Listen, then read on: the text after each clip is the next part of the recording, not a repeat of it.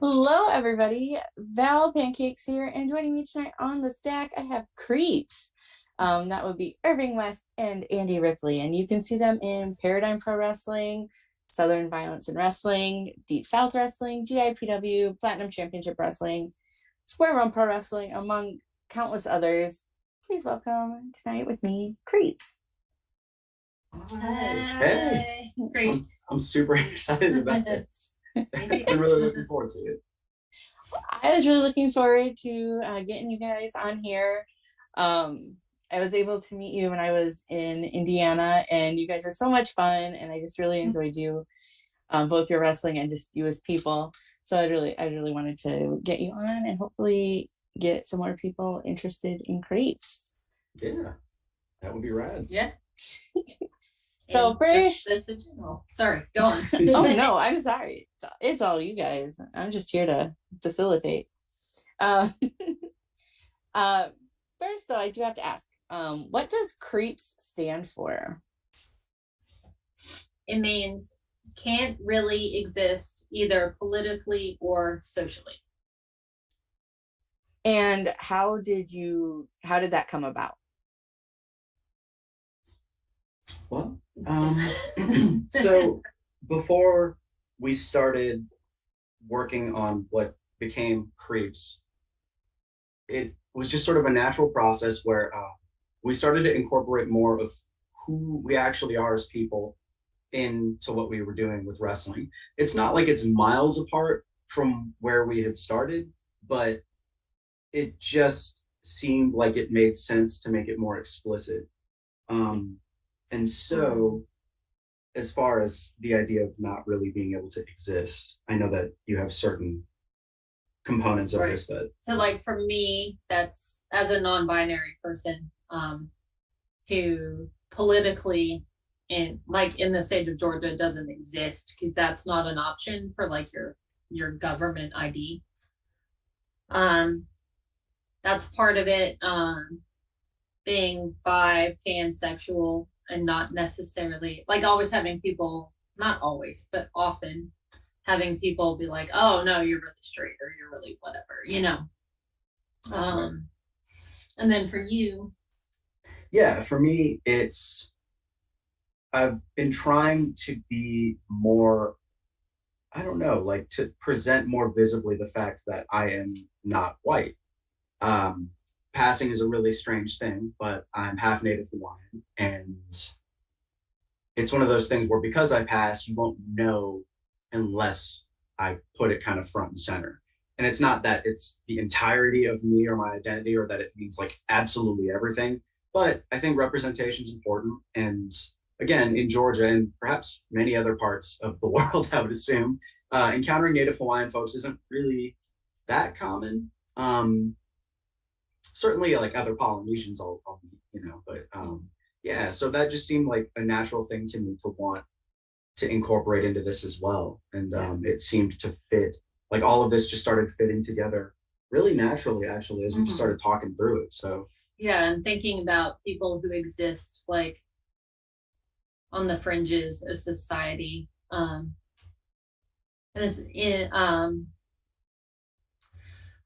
how far do I want to get? In a settler colonialist state like the United States of America, indigenous people have to be erased as part of the colonial project, which as a Native Hawaiian, that's an especially modern instance of that in an interesting way. And the fact that most people don't know that Native Hawaiians are a thing, you know, No, like true. that people lived there Yeah, before. I'll be like, oh, I'm Hawaiian. They're like, oh, so you're from the state of Hawaii? Like, no, man, that's not. I was born in California. Yeah, has nothing to do No, with it. it just so happens that my mother is, as it turns out, Native Hawaiian. So you know, and it's. I usually don't feel too much like weight by virtue of this. Like, it's actually something I'm really happy to express and to kind of put out there. And so even if it sounds like a little bit dire and they're like, oh, okay, well, you know, we can't exist. That's where the that's part of what this is supposed to do, is kind of push against that. It's like by actually stating that we can't exist, we are asserting our existence. Sorry, Right. This sounds way too Yeah, it's like my grad school philosophy class. in practice, we're actually just, well, as you saw, weird. And that's kind of like, you know, I'm not really gonna have a sit down with anyone mid mash and try to talk about like, you know, I've threatened to do it, but that's true. Yeah. We still have to get a they them pronouns chant going. one day. It'll happen. Next time I happen to see you guys in person, I'll try to get it. I'll try to get it going for you. You know, I've tried from the apron before, but it just somehow it never seems right. Like the timing seems important. So if I'm just in the middle of something, like someone just punched me, I don't really feel like that's a good time to be like, yeah, they have pronouns. Or I'm just like holding my face. You know, maybe it is. I don't know. Maybe my resolve is not strong enough. I'm a bad ally. I'm real sorry. Well, now that everybody knows that you want the they them pronouns chant, we can shoot for that, you know? Yes. It's a goal. Yeah. Yes. I hope that nobody else has one before y'all, though. That would be like if someone else gets it. You know, it's I mean, I'd be okay with it. Yeah. If it happened at all, honestly. So. Yeah, because truly, like, though I've seen more people and I've been paying attention more closely lately, but it seems as though the representation for non-binary people in wrestling is increasing. That's awesome. And whether that's a matter of people like being comfortable actually coming out about it, or any other number of like just factors like that, but it just seems like the presence of non-binary people actually is more than even like a year ago. Yeah. At least as far as I can tell. So yeah, if anyone else, like our dear friend Eden on England, should they want to have that chant, by all means. Yeah. Or Miles. That would be perfect, actually. Yeah. Miles is fantastic. And that would be great. So I don't know. Whoever gets the TV first with it's the one who gets it, brother.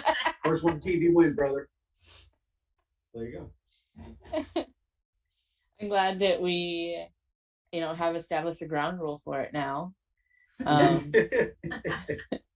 So you can, move forward with that. I appreciate that. Heard it here. So what were you like as a child? And we will start with Irving for on this one. Oh, okay. Well, as a child, I don't know. I've always been I was a weird kid, but I was a very studious kid. My parents were both kind of problem children. And as a result, the rest of my family kind of assumed it would be the same for me, but it really wasn't. Like, I had no interest in that at all. I kind of just wanted everyone to leave me alone and let me be inside so I could read or play video games. Basically anything so that the sun would not actually touch me. those were the things that I mostly wanted to focus on. And for the most part, they kind of just let me do my own thing. I had very little in the way of supervision. So my media intake was pretty much just whatever I decided I could deal with. And then, I would buy a CD or like a tape or whatever. And my family would just be like, is that okay for you to see that or listen to that? And I'm like, yes, 100%. Absolutely no doubt at all. Definitely don't come and check when I'm actually engaging with this media later, because it's totally fine and you can trust me. And so, yeah, that that's kind of, I've just always been a dork, Some of my earliest memories are of watching wrestling, which, again, I'm a huge dork, so that explains the connection there with those two things. And yeah, I think my upbringing was in some ways maybe not, I don't know, whatever normal is, or like whatever the conception of like, just like a 2-parent household or whatever, that kind of thing. And my grandparents were a big part of raising me. So, I got a lot of perspective that I don't know that I would have otherwise gotten as a result of how I came up. So, I was a weird kid, turned out a weird adult. Pretty happy with how it turned out overall, honestly. I'm mostly well adjusted, aside from the fact that I really like hitting my head on stuff. Outside of that, though, totally fine. And then Andy, if you want to answer that question as well. So a lot of it, I guess, is kind of similar. I learned to read pretty early, as did you. Yeah. And I spent, honestly, a lot of time just doing that. I'm a huge introvert still, so even as a little kid, that's most of what I did, was just hang out in my room and read. My brother's 4 years apart from me, so we didn't really I was too grown up to play with him by the time he came around, So I wasn't really athletic until much later, honestly. Much later. Just quiet. My mom talks a lot, so it took me a long time before I got comfortable actually speaking in public, because there was no way to get around her.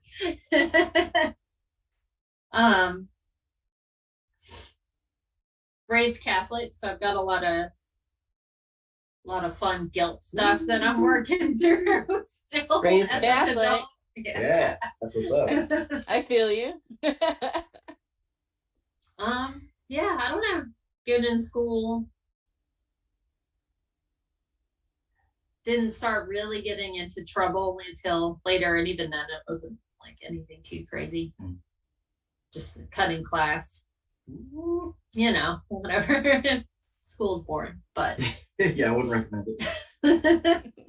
So I don't know, pretty boring and dorky, I guess, as a child. I mean, I know that you also, music was like a really central part of your of your upbringing, and it's the same in my family. I think everyone either plays multiple instruments or also plays multiple instruments and sings or dances or just all manner of those sorts of things. And something I kind of took for granted, I think, a lot when I was a kid, is that I grew up in an environment where that was just always around me. So I never wanted for ways to sort of express myself creatively.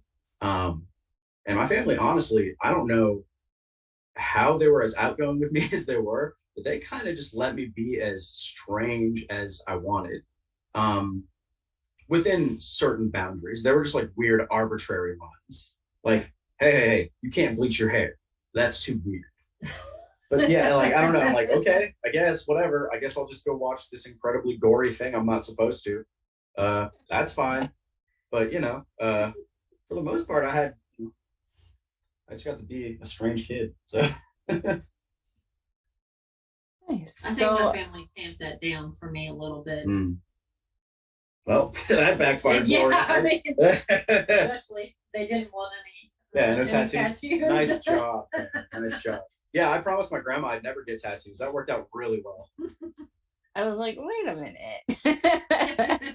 To my credit, she never saw them.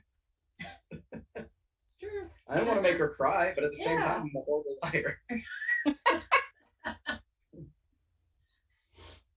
Well, I mean, do what makes you happy. I don't think I'm sure that your grandma loves you regardless. So Yeah, she's my grandparents are saints as far as I'm concerned. So, you know. So how did you two form Creeps?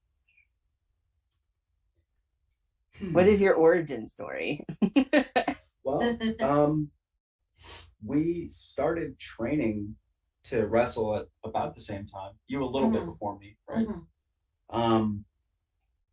And for the longest time, we really absolutely were averse to having a tag team of any kind. It just seemed, I don't know, like it just seemed too obvious or something. It's like, oh yeah, we trained together and like, oh wow, let's be a tag team. Like, I don't know, like it can actually just be that simple. But I think both of us were just like, that just sounds too like straightforward. And so for the longest time we just didn't, you know, we just kind of had our own like single stuff going on and wrestled each other like a billion times. Well, at places that allow intergender wrestling, right, yeah, which so is not super common. Yeah, I could count that on like one hand for most of the state, probably. Unless maybe I'm just out of the loop. I don't know. Perhaps I'm misrepresenting this this glorious state of Georgia. But yeah, for the most part, people seem to kind of turn their noses up at the idea of us wrestling each other or being a tag team for that matter. And so at least for me, because I function so much on spite, so much, when I get the sense that people don't want me to do that, then I'm going to keep trying to do that, especially if it's going to upset them. So yeah, if just by existing as an intergender tag team, if that upsets people, I think that that's great because I'm winning then, you see? It upsets all the right people. That's exactly right. Yeah, yes. I don't care what those turds think. I just want the satisfaction of knowing they're upset. Other than that, I don't care. But over the pandemic, especially we took a year off of wrestling. That's kind of when we started thinking about the tag team. And having ideas for it. Partially just because, you know. Yeah, a lot of time. A lot of time to think about stuff. It's anyone who's involved in wrestling, I think, probably can relate to it, but it's how central it becomes to your life is kind of sneaky. And because I think people self-select to do wrestling when they're already ostensibly kind of broken, I think. And so it immediately no, I absolutely am. No, believe we are. You see what I mean? So it's so easy for it to become a really big part of your life because, you know, it's a really cool outlet. There's a creative component. There's getting beaten up, which is real fun. There's beating other people up, which is also really fun. But the next thing you know, like most of your week is kind of, if not completely involved with wrestling, at least adjacent to it. At least for me. And so when we suddenly just like, when the pandemic started, it was just like, yeah, we couldn't train. Yeah, we so like, perform. Yeah, so there was a lot of time and a lot of surplus creative energy for both of us, I think. And that was gonna, I don't know, for me, it's just like doing creative stuff is compulsive. And if my brain gets latched onto some kind of an idea that I want to do, like I have to do it, or else I'll just sit there miserably not doing anything until I just do the thing. And so that can be cool. We managed to harness it somewhat during the pandemic. And so, you know, it was able to become a positive thing in the end, I think. Yeah. Like, and then we came out with the idea of Creeps and went straight to Platinum Championship Wrestling with it. Yes. and then just kind of explained what it was, and they're like, sure, let's see if it works. And yes, it has worked very well. It has, yeah. Now. I'm as surprised as anyone. But Platinum Championship Wrestling really, I don't know that I can overstate how important they've been and how important Matt Hankins, who runs Platinum Championship Wrestling, has been. So yeah, yes, our trainers there, Brian Blows and Bill the Butcher, like absolutely. I don't know, I can't thank them enough, like truly. Not only for like just practical guidance as far as how wrestling works, like whether it's just the really mundane stuff or like some of the larger like macro ideas about doing this thing. They've always been super generous with that knowledge, and they don't mind telling us things truthfully. And I think that's like huge. It's so huge because it's easy in wrestling, especially, to go wrestle a million matches wherever, and you get to the back and you're like, okay, how was it? Someone has to have something of import to tell me because I know I'm not that good at it, right? So like one of y'all has to have criticism. Like, come on. And then there's like, yeah, it was good. Like, all right, cool. Would you like to elaborate? Like, not really. Like, got it. So we don't really have that problem with Platinum Championship Wrestling. Like anywhere we work anymore. No, we've managed to find like a solid like group of people here, and also in places like Paradigm, which to me feels like a home away from home at this point, just because of how welcoming that whole place has been, like from top to bottom. But yeah, so we've managed to finally get to a point where people will give us really meaningful feedback, and that's amazing. It's helped, like the amount of progress we've been able to make as a result is just crazy to me. We've got a long way to go, but but still, like I could never have imagined that having a year off would somehow result in things actually being quite a lot better in some ways. So that's, it's a silver lining at least for the year spent like gnashing my teeth and being like, oh my God, I'm never gonna wrestle again. There were only so many hobbies I could go through, like learning to make pie crust, and then the sourdough starter stuff, and then getting into growing orchids, and like eventually I had to wrestle again, right? So now you no longer make pie crust. Your orchids are dead. Like the orchids are luckily still alive, but nice. I don't have time for the baking now because it's all wrestling. Yeah, wrestling or the gym. Yeah, or the gym or Muay Thai. Right, yeah. So all things that kind of sort of just circle back around to wrestling. Really. I mean, that's fair. You can always make pie crust some other time. Yeah. It's true. I mean, I'll probably get injured in that. So don't say that. I know. I mean, it's just law of averages, and also you're not the one to imagine you having the patience to make a pie crust. I hate baking. It takes like all day. It does, and it's a bunch of math and you're standing there. That sucks. I hate that. I hate that idea a lot. If I get injured, I'll probably find something else that's horrible for my body to do instead. It's like, what can I do with a leg that doesn't work? Well, I guess I'll just roll down this steep hill. So yeah, that'll be my next hobby. Rolling down hills. Yeah, rolling down steep hills. Yeah. I'll try to film it. I don't know. Maybe maybe that's my meal ticket right there. That's what'll do it. Lord knows that I ain't gonna be wrestling. It's so funny to me. Would you do it like in attire or like just you? Maybe I could do both. You could do it like on a sled. A log. In a log. A hollowed out log. Yes. No, that actually works really. Hey, no, that fits perfectly. I'm like a weird little in that log, just rolling. No, that makes perfect sense. Rolling with Irving. Yeah. So when I inevitably make a video about that,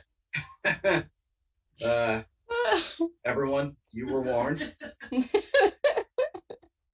I can't make any promises about further injury or what kind of swears I'll say or whether I'll even go very far down the hill.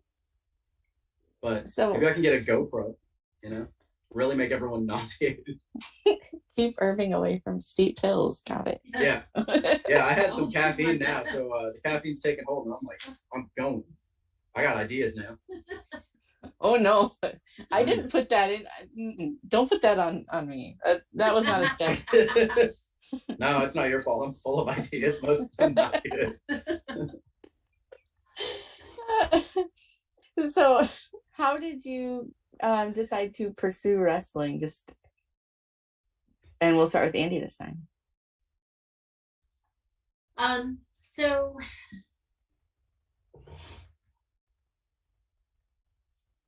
this is a long, convoluted story. Basically, I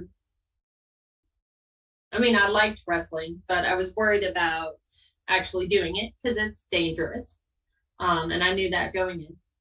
But there was an art project happening in the city where I live that was going to be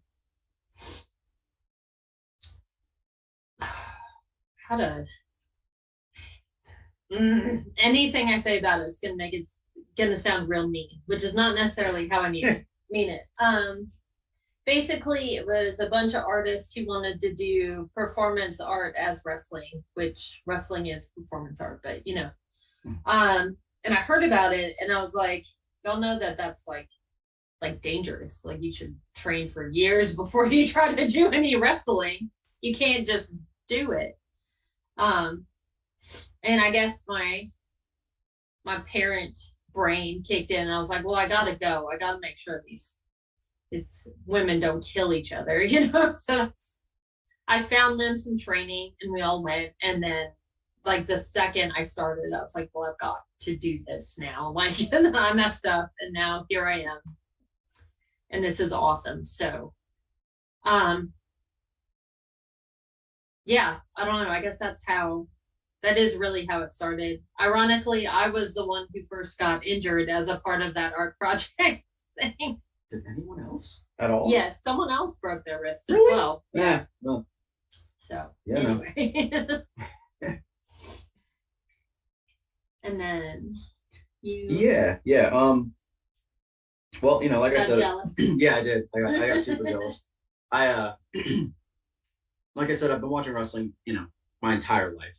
I thought as a child that when I grew up, I would be really big, like Vader. Like I was just convinced because like I'm a child, so I'm small as a child, and then I get big as an adult, and then I can wrestle like Vader. Didn't quite go that way, like close. Yeah. But for the longest time I wanted to do it, and I put it off for any number of reasons. Like, oh, I'm real short, so you can't do a wrestling if you're real short. Or I am generally not very coordinated. So I figured, well, that probably won't work for wrestling either. Turns out all that was totally wrong. You can be incredibly small, super uncoordinated, and not very smart either. You can just wrestle anyway. And so, yeah, I was just like, well, I'm just going to do it because why not? I don't know. Like, it does not make sense to me just to not, like, I understand being afraid of like getting hurt and these sorts of things and one's own mortality. But, I would feel profound regret by virtue of not having done it. And so I decided to start doing it. And yeah, it's a strange thing. Like anyone who's done training for any amount of time, like wherever you're at, you'll see kind of a revolving door of people in and out. And I don't say that to like criticize them. It's just that it's a really bizarre skill and a really strange subculture. And so it makes sense to me where someone who comes in with the thing, like we've seen so many people come in who are, 10 times more athletic than I'll ever be, just like right straight from the rip. They look like they can do the thing. And then they do one training and the color drains from their entire face. And it looks like they've seen some sort of deity that told them, please don't do this again. and then they'll take themselves and all their muscles and they'll just go, and that's fine. Like, I get it. But people who stick around, like I said, I don't know, there's something, like, we're wired, something is either very wrong or very right. And you know, it hurts all the time, but you're just like, yeah, hell yeah, let's keep doing this thing. But yeah, once I started, I was just like, oh, okay, yeah, this is a thing. I don't know if I'll be good at this thing, but I'm gonna keep doing it. And yeah, just, I don't know, these things sort of came together. We knew someone who was a wrestler, still wrestles sometimes. So, you know, in the event that he hears this, hi Nigel. And he kind of got us in touch with people who, it's like, yeah, I want to learn how to train. Like, I want to get trained. I want to do this for real. And so he's like, oh, okay, here. And then just got us in touch with people, you know? Yeah, y'all can rent a ring from this person, because they were gonna build one. Oh boy, yeah. Which I know so many people have done that at Yes. points in their life. But I was like, no, don't do that. Don't use a boxing ring. You Oh, don't God, want to no. fall down on purpose in a boxing ring. Like, No. Part of me was just like, no, but you know what? Y'all go ahead and do that. Just see how that works out. But you're way nicer than I am. So I just can't help it sometimes. yeah. I'm just like, yeah, make a ring. Oh yeah, find out. Just do it. No. Follow your dreams. I mean, if you hit it wrong, you'll be dreaming all right. Yeah, exactly. Yeah, that's you'll do what I like to call shitty time travel. So yeah, you can have all the shitty time travel you want in wrestling. It's right there for you. There for the taking from anybody who chooses. Yeah. Just don't tuck your head. Yeah, just yeah, just don't listen to your trainers at all. And you'll time travel Trainers? constantly. Yeah. Right. It's like, who are you? Did I do good? No, not really. Can you elaborate on that? No. Mm-mm. No. Whatever you did there, don't do that again. What has been your greatest achievement in wrestling? And you can, as a tag team, individually, and however, whatever that means to you. That can be if you won a title or a specific, you know, opponent or match that you may have had, whatever that means to you.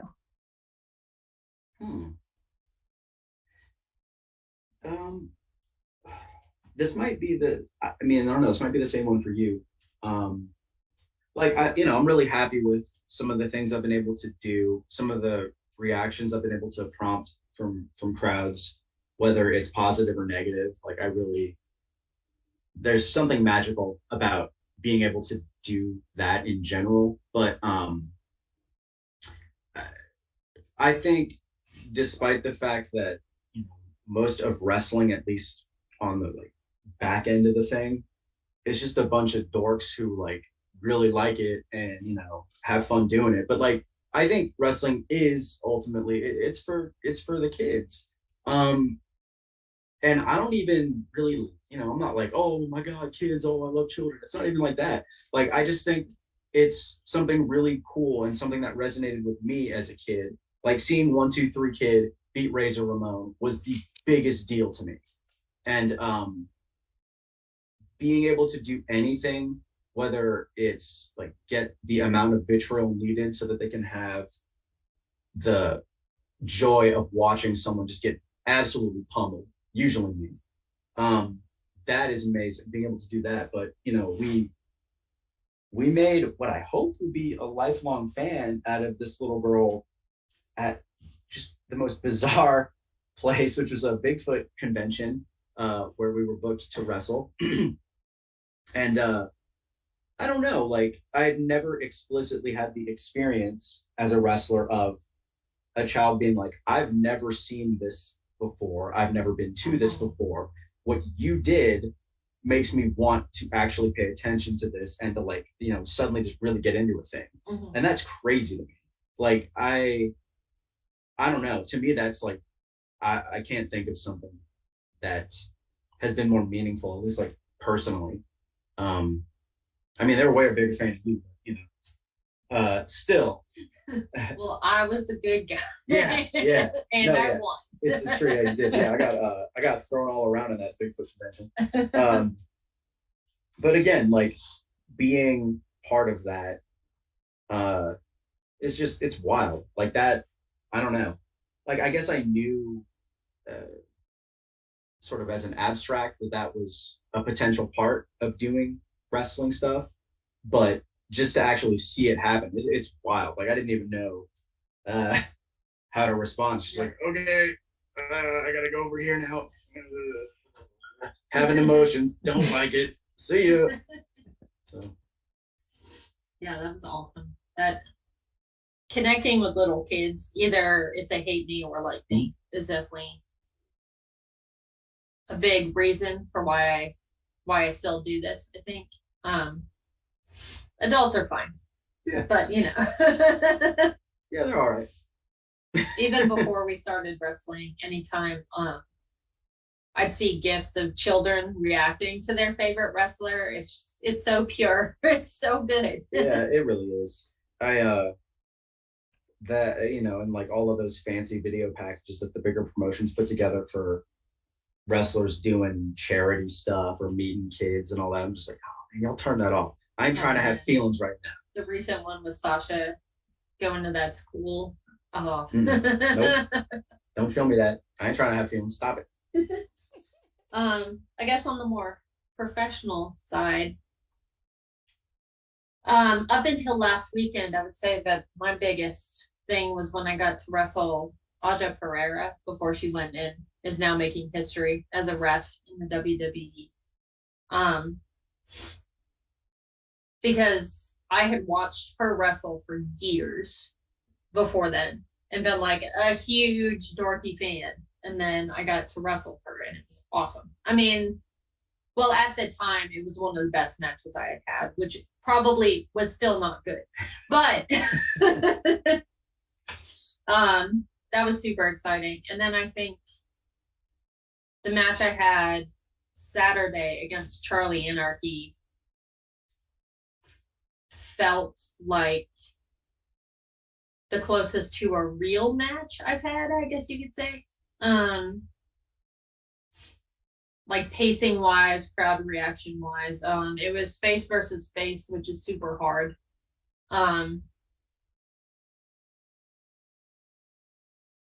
Yeah. And then I've never had any titles. This guy's has some titles. Yeah, I think technically I'm a champion right now. Technically. A tag champion, as it turns out. Not with you. Yeah. Yeah. Uh-huh. Yeah, that's funny. You get all mad at me for my Deep South tag team. Yeah, I mean, well, whatever. But yeah, I think another thing that's been, this one's kind of harder to articulate just because I don't want to like, oh well, such and so said this and then about whatever I did, right? Like it's not one of those things. It's just being at a point now where I can feel like meaningful progress is being made toward getting better at this thing and toward like pushing toward goals that I actually want to achieve. And then having peers and people who I really respect and forebears give feedback that sort of intimates that I'm on the right track with some things, is just wild to me. Like it's unbelievable to have some of the folks who have been very kind enough to give feedback. Like some of the things they've said have just been, they've really given me pause because I just don't, well, first of all, I don't know how to take positive criticism of any sort. I'm just like, so what, you're just being nice to me because you feel bad? Or and so finally, like I'm at a point now, it's like, all right, well, a bunch of these people independently of one another are saying some of the same things. So unless there's a like secret conspiracy to really make me feel bad, like in a few weeks, which honestly, if that's how it works, that's incredible. I'll be both crushed and really impressed. But you know, just that kind of stuff. People who I think of as like really important names, and also people whose work I look to because they're so meticulous and so detail oriented, and they do all of the little things just so. Like the smallest things are the things that I get excited about now. And these are the people who do those things. And to have them recognize that I'm doing something right is just crazy. So that, that's good. That's really nice. Titles are okay, whatever. But when people say enough nice things about you that you start to believe it. Yeah. It turns out that the grift is working. Yeah. What would you say the greatest obstacle you've overcome in wrestling is?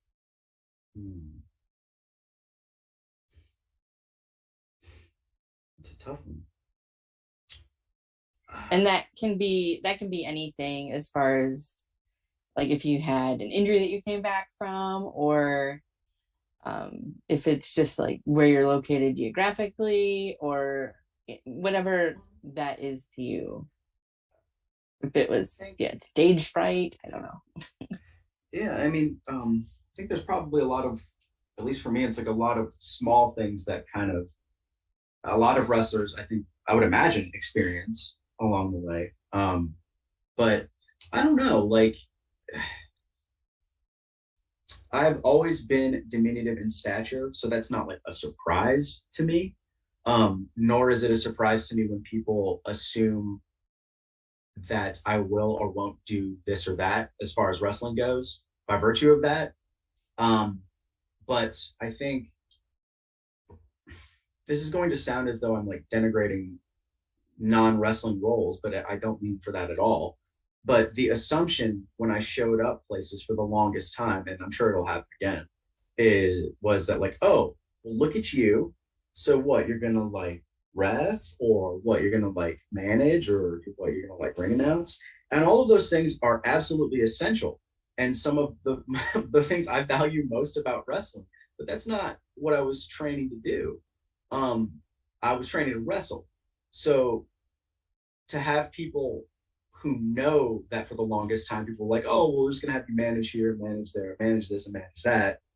To be like, okay, I understand that wrestling is your goal, so we're going to work on making that what you're doing here. We're making that a focus without having to sort of shortchange any of the other things I'm capable of doing. That's been a huge one for me. And some of that's probably just my own like neuroses about the thing. But I feel like I'm approaching a point now where it's like, okay, well, I'm a wrestler. So am I going to be wrestling on this show, or am I not going to be on this show? Because, it can go either way.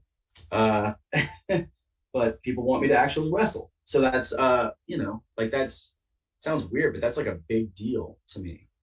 Because, it's like, oh, we'll have you be our Mean Gene. It's like, I love Mean Gene, but no.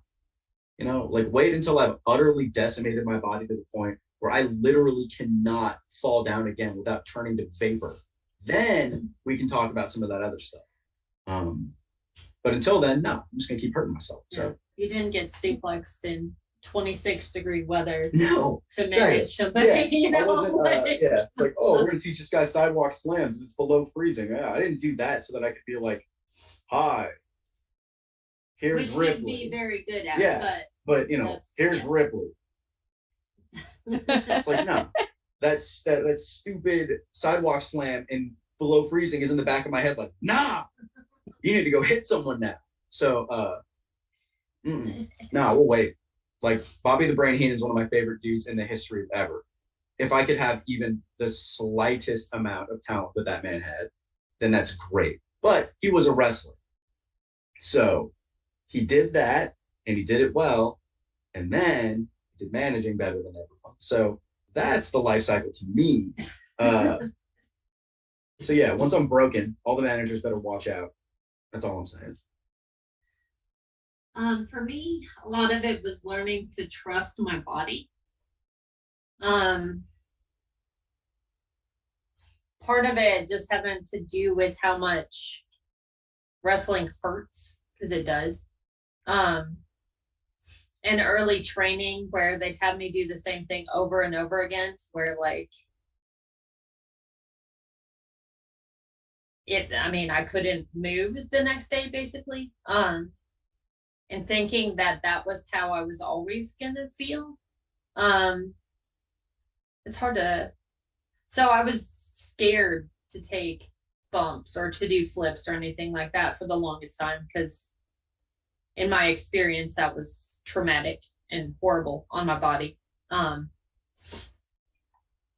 was also training in the worst ring, I think, maybe in the state.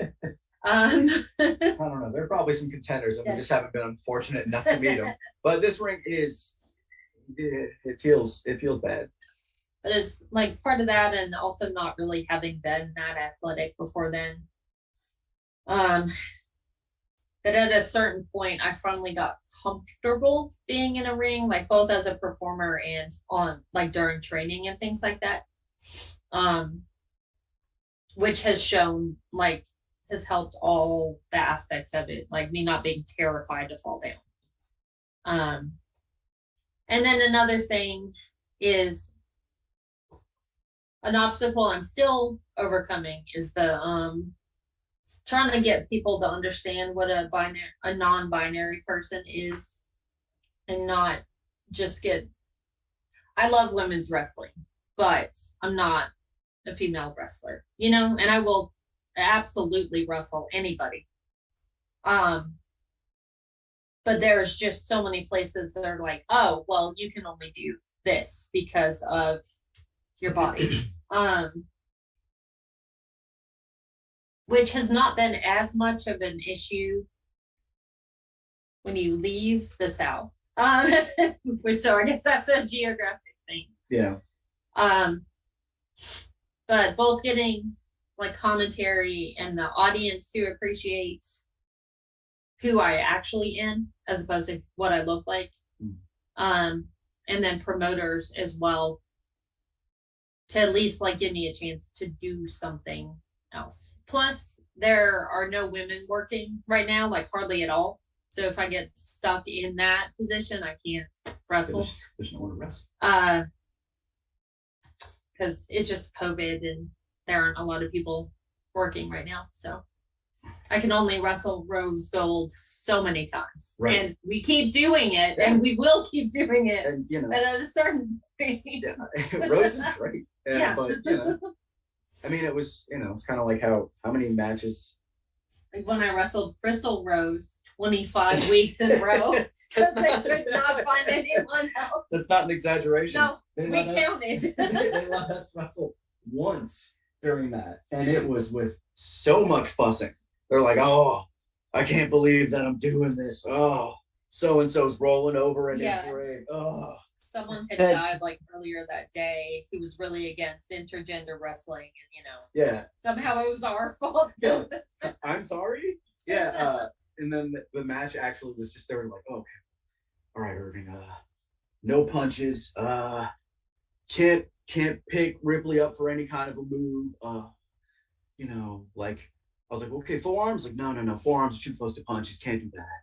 It's like, all right, no kicking, okay, yeah. What about submission holds? I don't know, that might be too bad. So I was just basically standing there like, I guess beat me up. You know, can I try to get a pinfall? Is that okay, or will that offend? So you know, that was the kind of stuff that we had early on, where it was just like, fine, we'll let you wrestle, sort of. We'll let you stand there and pretend to wrestle. Yeah. Sounds terrible. It was. So sorry. I'm glad that things seem to be progressing to where that's not like as big of a deal in certain places, and I hope that that continues as more people exit the business. Yes, that's a very good way to put it. That's much more diplomatic than I've usually put it. So I like that. That's good. As more people future endeavor themselves. Yes. Go on and exit then, y'all. Yeah. Get to exiting. Yeah, quickly. Move it along. You know, like just come on. Third base coach. Let's go. Let's go. Take it home, brother. So if you had an action figure of yourself, what would it say, and what accessories would it come with? Wow. All right, yeah. The accessories I have immediately. That's no problem. What it would say. Well, say your accessories while I'm thinking about what. So, like I have, of course, ski masks, lovely ski masks with flowers. And I have another one that has my name embroidered on the forehead. It's purple. So that's a nice one you could do. I have the flowers themselves somewhere. Yeah, I don't know where they are. There's a knife. There's a knife over there. I could have a knife. I don't use it in wrestling, but you never know. And then probably like a nice button-down shirt, like open. Yeah. Like there would be no buttons to actually fasten. Irving's shirt will not be closed. So the action figure, same thing. So I don't have I don't have ring gear. We're kind of, as a tag team dynamic, he's going to be the one with all the stuff, and I'm just going to come out as a report. Yeah. But we did buy some bathrobes that we want to get embroidered to be kind of like what are the McFoyles? The McFoyles from Always Sunny. Yeah. So just like kind of grimy. It's but really then gross. Obviously like nicely embroidered. So I guess that's what my character would wear if there was anything extra. Probably like weights or something as accessories, maybe. Cool. You can have a knife too. Oh, thank you. I can have a knife too. Yeah, you can have a knife. Anyone can have a knife. Y'all are coming with knives. Yeah. Maybe I could have orchids and use that here. Like live orchids. Yeah. I'm sure they'll be fine. I can't die from. What would your action figure say? I haven't been using my tagline that I had back in the day. Yeah, I just stopped doing that. I've opted for more unintelligible screaming.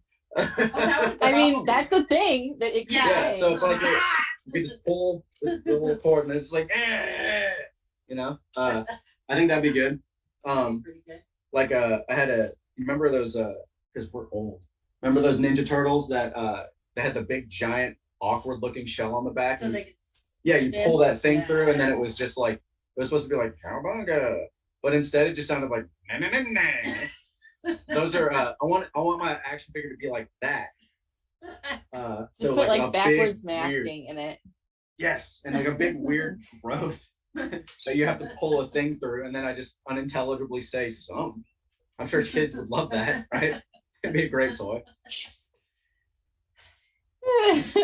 Yeah. Mine would probably just say creeps or like, come on, Irving, or whatever tag. Let's go. Irving, why? Okay, don't mouth the ropes. Yeah, mine could just be like, why not? We'd have to have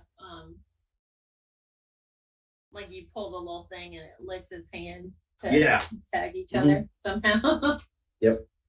Yeah. You can have like little magnets in your hands. Oh, that's good. That's really good. Vile, horrible toy. No one would want it. Like, this toy has too much body hair. What am I supposed to do with this? Omit. Yeah, exactly. Yeah. Groom it. Tell it you love it. Be friends. It only limits your imagination, awful little children that I've imagined. What was that? The little spitballs? No. Mad balls? Mad balls. Yeah. Yeah, I want to get a mad ball. This is kind of off topic, but not really. Yeah, I want to get a mad ball of my stupid face. Because I think that my face is really well suited to something like that. Something like, bulbous and like with features that don't look right. So I think that would be the perfect toy. I do think that your facial hair would lend well. Yeah, right. To a mad ball. Yeah. Yeah, well, the reason I even have this facial hair is because I thought it would clearly communicate that I'm not nice and that people should not talk to me. And instead, it has had the complete opposite effect. It's an abject failure. I don't know what's going on. I mean, yeah, people keep cheering for us. It's weird.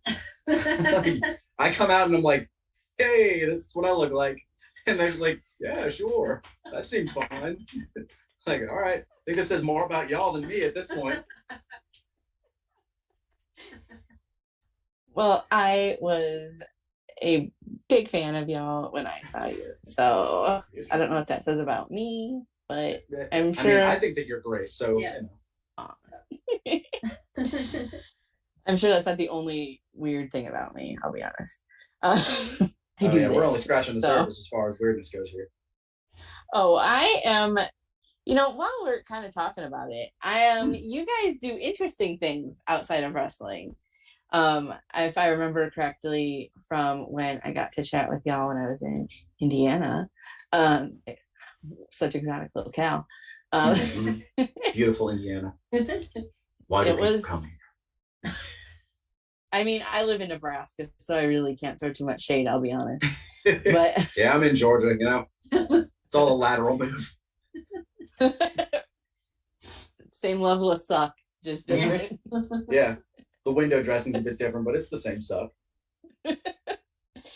But what do you guys do outside of wrestling for the uninitiated?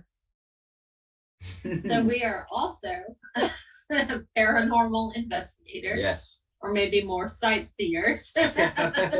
We have yet to find anything. Yeah. So primarily ghost hunting, but we found it's kind of expensive. So that's for the sightseeing. It's a really cost prohibitive hobby to have. Like, you don't know that necessarily about ghost hunters that you see like on the internet, but those people probably come from money because the ghost hunting tools are not cheap. No, and you and like trying to reserve or rent a place to go investigate. People aren't really like, yeah, let me close my business for you, Yeah, like you, wrestlers. But we do have a YouTube series where we do some of that. We did one investigation that we've been editing for a while because also, oh my gosh, if y'all know any video editors, we took so much footage and I'm just like, how am I supposed to cut this down? I do not shut up. So like, so he's trying to like record EVPs. He's like, I'm gonna be real quiet just to see. 30 seconds later, he just starts talking for the next 15 minutes. Yeah. I get bored. Like, I ain't been haunted. Nothing happens. I'm just in a dark hallway by myself, like, come on. Haunt me. We also, we'll go try to find cryptids. When we went to the Bigfoot convention, it was a little too cold to really look around too much, but we were at a place that had sightings and we went and listened to other Bigfoot hunters like talk about their experience, which was really cool. It was actually super rad, and they were really kind. They were very welcoming people. Yeah. We were worried just because any little subgroups in this country can they can take a turn. Maybe be people that we don't want to hang out with. But they were great. That was not the case at all. No, they were all really, really nice. And it's like we were driving out into the middle of the woods. And I was like, oh boy. I'm not worried about Bigfoot. Yeah, no. We were in Arkansas. Yeah. Worried about Cletus. No. Yeah, I was. I had some concerns, but they were unfounded, as it turns out. So that's always lovely. Good to know. Yeah. But yeah, so we hunt ghosts and cryptids, and then I don't edit the videos in an expedient fashion. So I've tried to, and I hate it. So editing video is torture. Whoever's good at it and actually enjoys it, wow, I'm amazed. Yes. So if anyone wants to reach out with us with suggestions of places to check out, you may never see the video, but we will go. We'll film it. Yes. I'll talk a lot, but then you might not see it. But at the same time, IWTV, if you want to pick up a ghost hunting show and also edit it, because I don't want to, you know. And you know, like also like give us money to hunt the ghosts, that too, and then like a pack of hot dogs too. What? Hey, you know, since we're talking about like, yeah, hey, I'm making deals here. You know what I mean? So you guys think pack of hot dogs and a couple of handshakes, or that too? Yeah, no, yeah. I mean, you know, the handshakes. That's like, to me, that's negotiable. I like that you didn't even specify with buns. Just no, I don't want. I did not say I wanted hot dog buns. I want hot dogs. Have to be vegan. Yeah, vegan. Yes, because if not, I'm just gonna hurl them into the woods. We also you might get a Bigfoot that way. Yeah, that's true. Maybe he loves hot dogs. I don't know why I always gender Bigfoot male. It's weird. Anyway, so we also like to answer questions about cryptids. We recorded some really, really fun ones. Yes. In Indiana at Pocket that we again have to edit the video, but we'll have those. We got some really good questions. Yeah. From I think Miles had a really good one. Yes, yeah, very, very good Cameron one. Saturn had a very good one. Ron Bass Jr. had what I thought was one of the best questions I've ever heard in general. Yes. And he did not think it was a good question at all. And he's like, well, how about this? And I was just like, come on, say if you don't don't say it into the recording, I swear to God, because it was very good. Yeah. And also, being combative with someone 7 times my size, definitely something I do. This all started because one of the children of Matt Hankins, who we've talked about, promoter of Platinum Championship Wrestling, asked him on Halloween if Halloween was Satan's birthday. And that was like the best question I've ever heard in my life. Yeah, I was just jaw agape, like.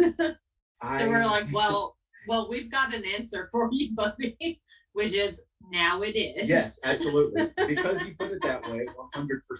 Yes. That kid's. You can't prove that it's not. So exactly. Yeah. No. And we went through like, all the reasonings about why maybe and maybe not, and then it's like, but also, yes, that's it. Let's do that. Yep. That's it now. It is Satan's birthday. Deal with it. You don't like it? Well, you know. Yeah, because Christmas is Jesus's birthday, so why would Halloween be Satan's birthday? It makes a lot of sense to me. It does, and I'm pretty sure it's biblically accurate. Yeah. Yeah, I went to catechism. Hard same. Yeah. I mean, I'm sure they talked about that. I paid a bunch of attention. I mean, I was raised very Catholic, but much to my mother's dismay. Hi, Mom, if you are watching, she sometimes watches. You know, haven't gone recently. Yeah, I don't know if I'm allowed. I might start I might combust. It might be a thing. I don't think so. Try it and find out. I don't know. I will. Yeah. But you said that you were looking for places to investigate. I've wanted to go to this place and I haven't been able to yet. But I'm sure you've heard of Villisca, Iowa, where there was a brutal axe murder. Oh, right. Yes. You can go to the house and stay the night. Oh yeah. And that's only an hour and a half from me. So okay, that's if awesome. you find yourself wanting to go to Villisca to the axe murder house, hit me up. I'll meet you guys there and we can do it together. Yeah, that'd be so good. I also keep just threatening to just go to sleep in a mausoleum, because people are really weird about mausoleums and graveyards. They're like, "Oh, I can never be there at night." I'm like, "Why? What's gonna happen? The deads aren't going to do nothing to you. They can't." Or can they? No, I'll get a sleeping bag, pillow. That's it. I'm wondering where you've been threatening this. I've said it many times, constantly. I don't know if anyone else heard, but I did say it. Yeah. So if anyone has a good line on a mausoleum, that would be all right with me, sleeping there sometimes.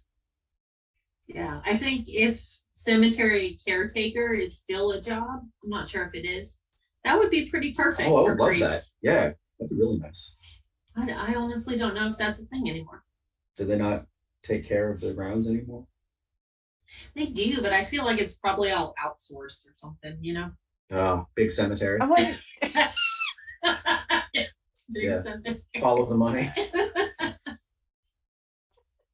I wonder if there's like a company that just does that. There probably is. Probably. Yeah. Or maybe you could start one. That's Ooh, true. Yeah.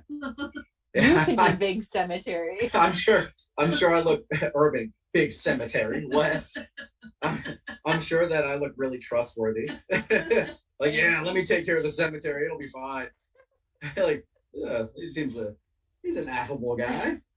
Except you'd have to do it after dark because you hate the sign. Oh yeah, it's terrible. It feels bad when it's on me. I don't like it. So you would not mow the lawn. No. Wait, there's lawn mowing? Hell. Okay. I will be a cemetery deer. Not if you get some goats. Ooh. See, That's yeah, now we're talking. I true. like goats a lot I too. like that idea. With the movie Cemetery Man, I did not see him mow a lawn. Not a one. None. He was just being handsome. Yeah, that's a good movie. That movie's awesome. Now that we're way off track, which is fine. Yeah. Yeah. That's the best part of these. Just, taking the ride. What is the wrestling word? Back to wrestling. What is the wrestling word you use most outside of wrestling? Ooh. Blown up, I think, is probably mine. Yeah. Honestly, I would not have thought of that off the top of my head, but I think that is it. Oh, brother, I'm blown up. Oh, I'm blowed all the way up. Yeah, it just works for, and it's a good one too because people will, like, by context, they'll immediately know what it is. Yeah, you don't have to explain it. So if you're just like, tell you what, I'm blown up. And they're just like, yeah, I understand completely. Whereas some of the things, they'd just be like, Huh? yeah, I think brothering has increased quite a bit. A lot more brothering than there otherwise would have been. That's one of those things too where I think you say something with a hint of irony enough times, and then it just becomes a thing you say. As was the case when, like, I grew up in the Bay Area in California, and so everyone said hella this, hella that. And so I started saying it as a gag because I didn't think much of it at the time, and then now I just say it. I just say it. It's something I say. It's fine, man. I'm trying to think. It's also one of those things where there are probably wrestling terms I use that I don't realize are wrestling terms because I use them so often that I probably just drop in conversation and everyone's like, what? Yeah. That's fair. Yeah, I mean, I tell Probably coworkers. like no sell. Yeah, it's like, oh, cool, yeah, way to no sell that, bro. Right, yeah. Yeah, I mean, I do scream at my real life coworkers, red equals green, brother, constantly. Like every Zoom meeting, I'll just appear like, red equals green, brother. And then I'll turn my camera off. Pin me, pay me. Oh, yeah, pin me, pay me. The best phrase in wrestling. Pin me, pay me, brother. Which, boy, oh boy, that sounds not like wrestling. Not Sounds exactly like wrestling. It does, yeah. It sounds nothing like and precisely like wrestling.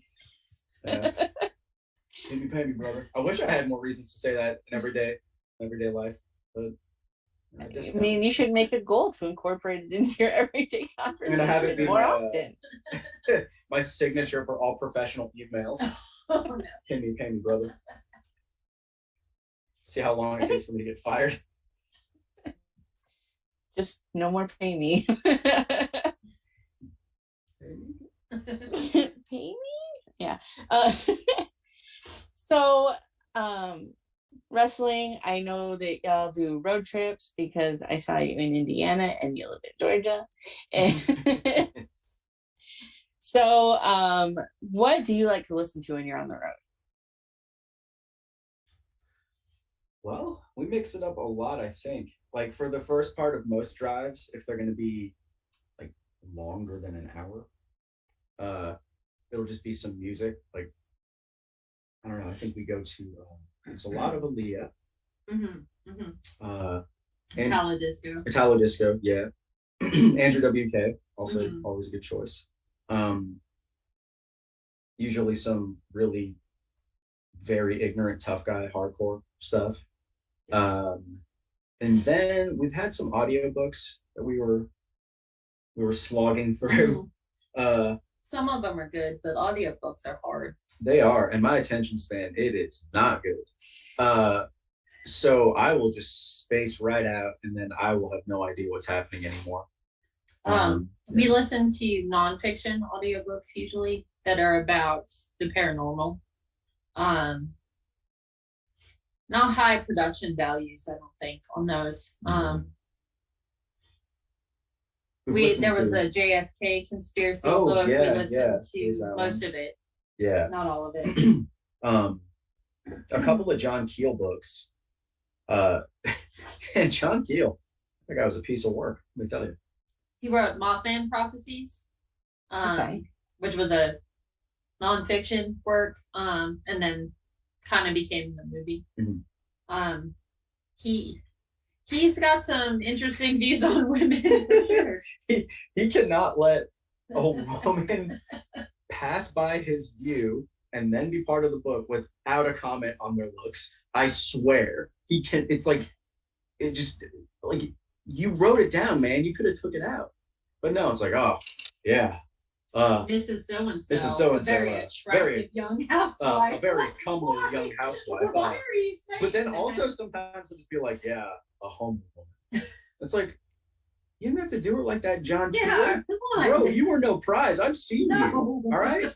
Like, let's chill out here a little bit, John. But so the Mothman Prophecies is a collection of interviews, basically. So he's talking to a bunch of people where these sightings occurred. And every single woman he talked to, he has to judge their appearance. Yeah. It's like I started like trying to keep an informal tally. It's like, oh, when's Keel gonna comment on someone's looks again? Yeah. Only one man, I think. Yeah, there was like the one outlier. Oh, did you get confused, John? Like what? Weird. Maybe he was just telling us something. But most recently, we've been listening to the Night Owl podcast, which is ghost investigation in podcast form, which doesn't sound like it would work, but it's so good. It really does. And they do such, like, the way that they do it is, I guess it's not dissimilar from some of the TV shows that do ghost hunting, but they structure it in such a way that it really comes together like a story by the end of it. And it's just really well done. Like, they have so many interviews with people who are in these places, and then they also will have commentary to the extent that it's necessary, but it really seldom feels like they outstay their welcome. Like, usually they let what's happening in the investigations tell the story unless they need to intervene to kind of, connect A to B. So that's been really awesome. Much easier for me to stick with too than some of the audio. Yeah, episodic instead of 16 hours of the same. It's like, here we go. After about an hour, my attention span is moved on. Wow, you get a full hour? That's crazy. I'm like, sometimes. Yeah, just like 30 seconds. That's fair. Yeah. That's why I like punk songs.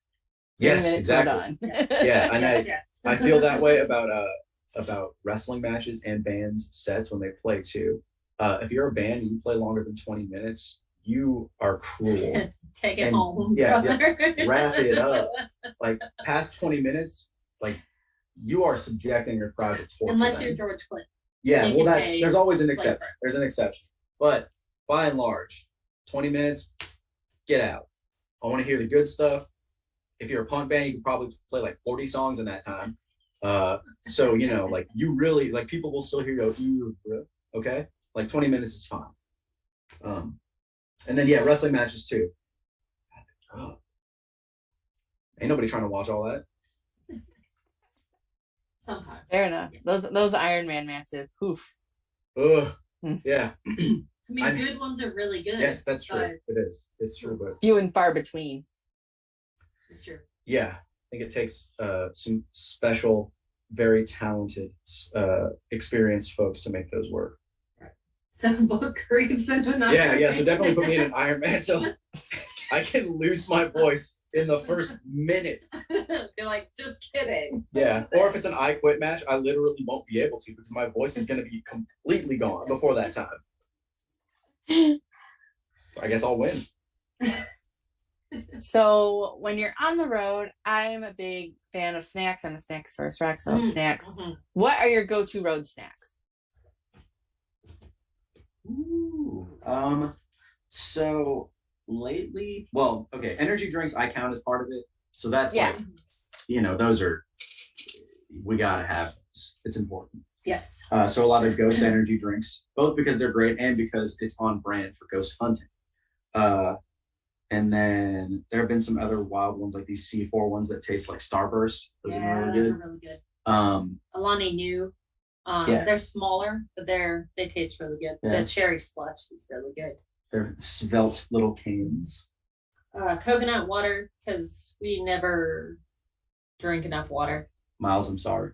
Yeah, I'm sorry. I'm so sorry, Miles. But especially like when you're on the road, you don't want to stop 1,000 times, so I don't want to drink a ton of water. Yeah. And then the next day I regret it. Yep. If ever I was not driving, boiled peanuts would absolutely be the thing for me. But you can't really eat those while driving. I really like the lime Lay's potato chips. They're like really, really limey. Yeah. Yeah, like, it's intense. That's how it should be. The somebody and somebody's protein cookies. Oh yeah, they're vegan protein cookies that have two guys' names on them. I don't remember what they're at all the gas stations now. Yeah. Is one of them Larry? Yeah, something like that. I think they're not easy names to remember, at least not for me. But they're cookies and they're vegan protein. And they have protein, so those are good.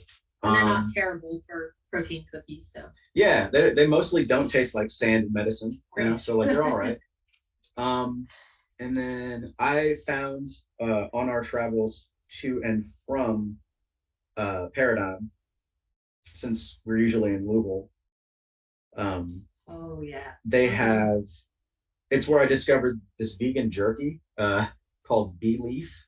I think that it's a pun. I think Bee Leaf. It's a good pun, I guess. Anyway, the jerky is crazy good and it's wildly expensive. So like, I'm pretty sure that I take a loss anytime I'm near that jerky, like financially, because I'm just like, oh, I'm just gonna get it. Yeah, it's like $40 a jerky. Yeah, it's like, wow. You have 3 packs of jerky. It's like I'm not smart. Okay. But that's something I really like. Yeah. The Beyond Jerky is pretty good too.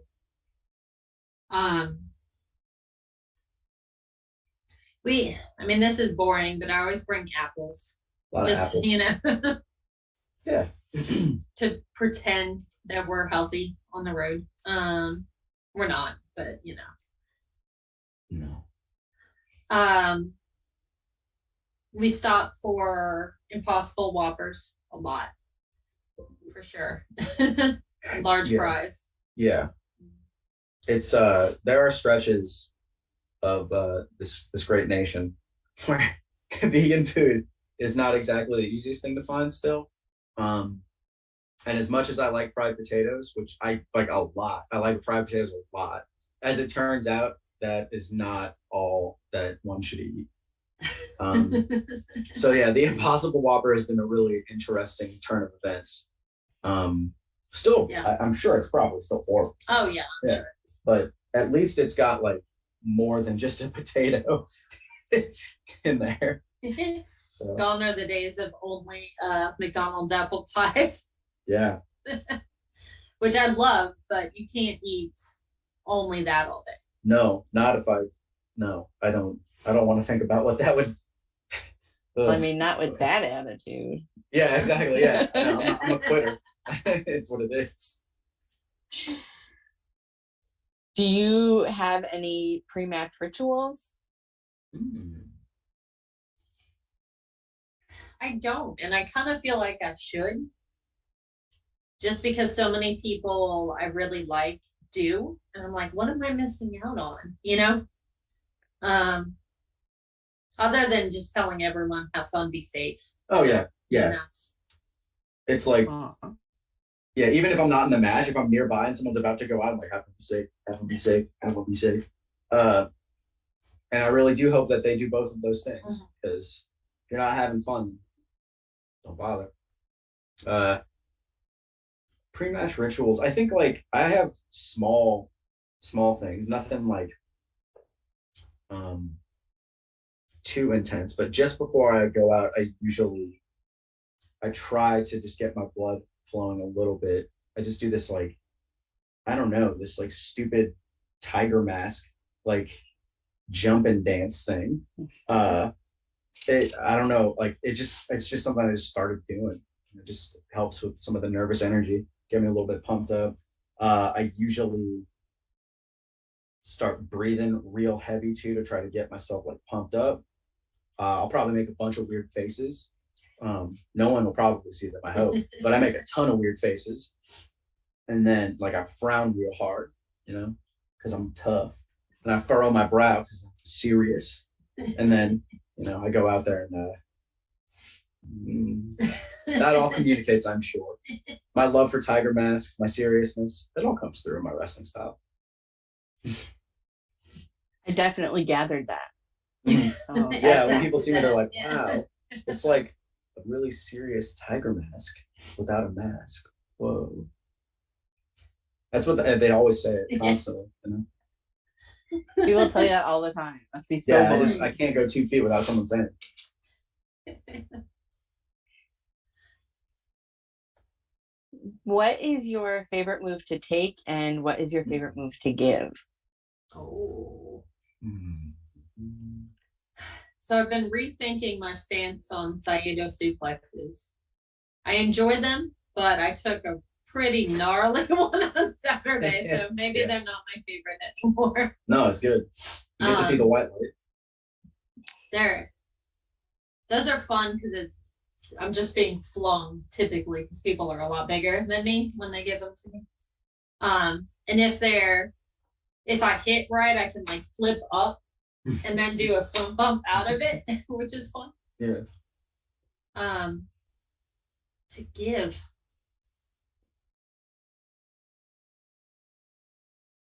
Man, probably a DDT.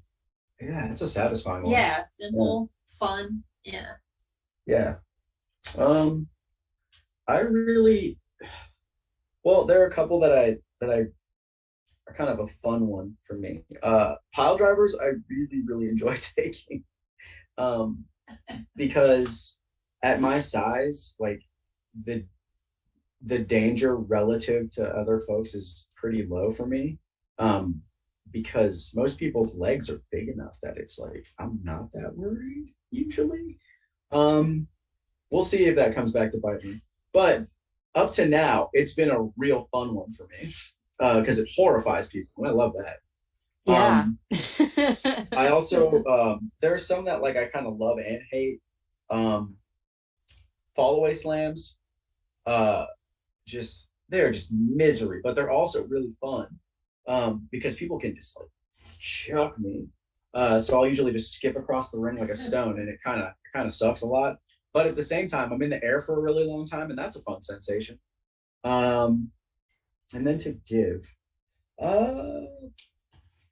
I really like, I like giving people sentons. I think that's very fun. We've been doing this one lately where like I jump off of Rip's back and then senton someone, and I really enjoy that. That's a lot of fun. I don't know if that's that fun to like have it happen, but you know. We're not asking about that. No. I mean that's someone else's issue entirely. For me, it's great. because I get to jump in the air and then I land on them. And that's fun. And this doesn't happen often, but I also really enjoy getting power bombed onto another person for the same reason. Because I was just like, I'm fine. And they're just like, I was like, you good? Like, cool. I'm having a great time. See ya. So with being on the road, usually everybody has like at least like one really good road trip story that was either like really funny or something exciting happened or like you almost died. Like what is your best travel story? And you can like censor names if you need to. Nothing too salacious has happened. People have been remarkably well behaved. It's not like it used to be. These kids, they're video games and they're not dying at age 30. Back in my day, brother. Yeah. Oh, well, horrifying.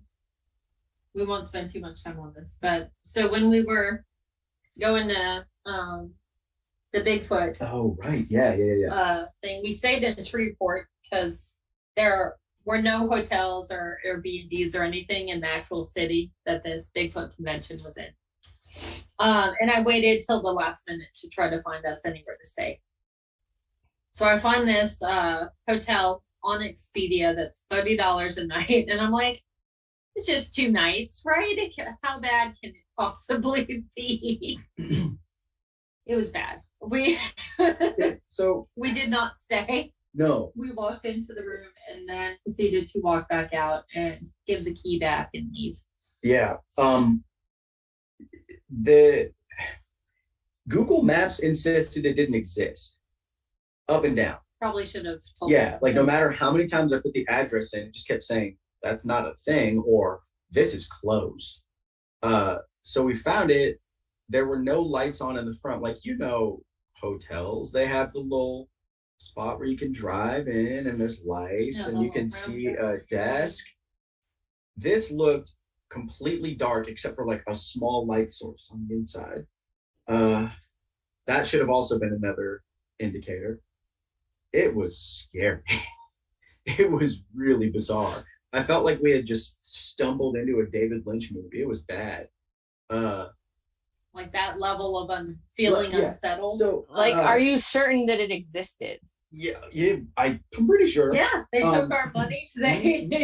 Yeah, and they're like, no refunds. Like, that's fine. Yeah. There were people staying there. We could hear them. Yeah, I saw a Oh, of child course you could. screaming at the end of the hallway digging for garbage. So that seemed like it happened. Are you sure it Have you wasn't a ever had one of those specter? nightmares where none of the lights turn on at all? Yeah. No matter how many times you flip the switch? Yeah. This was like that, except that actually happened in the actual room. Because people had taken out all the light bulbs. Yeah, the light bulbs were gone. There was no way to produce light in the room. So we Ugh. that was as close to death as I've been in a long time, I feel like. Yeah. It just seemed like, I don't know, and it looked like someone had kicked in the door to the room at some point recently and things like that. So Yeah, it smelled like it was on fire. It was bad. Yikes. Lit by just the light on a phone, it looked especially spooky. I was like, all right, I listen to way too much true crime. Right. Like, I don't want to be a true crime. Like, I gotta go. Yeah, it was just every red flag at one time. Like, yep, I will sleep in the car if I have to. Yeah. Let's go. Shreveport. You are a dumb. You are a terrible dumb. We both lived in New Orleans for a long time, and this was as Louisiana as a thing could be. Yes, truly. Like that first season of True Detective. Yeah, it was like that. Yeah.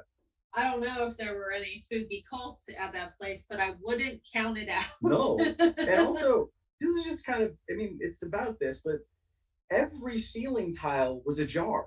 All of them. How can every ceiling tile inside of a building be ajar? Yeah. How? Like, it just seems purposeful. Like someone's just Like someone up there poking around. Yeah, like what are you doing up there? Put the ceiling People- tile back. People hide shit up there. That's the first thing I thought. I was like, oh, there's stuff hidden up there, and it's stuff I don't want to see.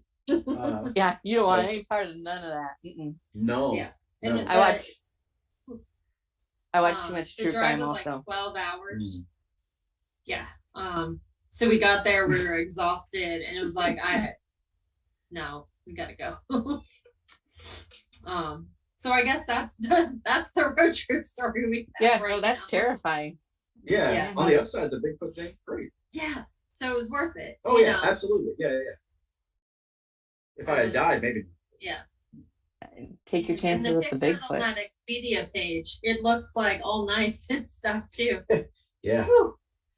Anyway, Shreveport. Don't stay in Shreveport. Yeah, or if you do, like, be careful because there's some stuff going on out there. You know, I'm just gonna put this out there. Shreveport has never been on like my list of destinations to go to. No? I think that I will just continue to leave that off of the list. Oh yeah, visit scenic Shreveport, Louisiana. It's great. If you like, if you love having your own mortality shoved in your face, go to Shreveport. I bet the rest of it's okay. Just this hotel was.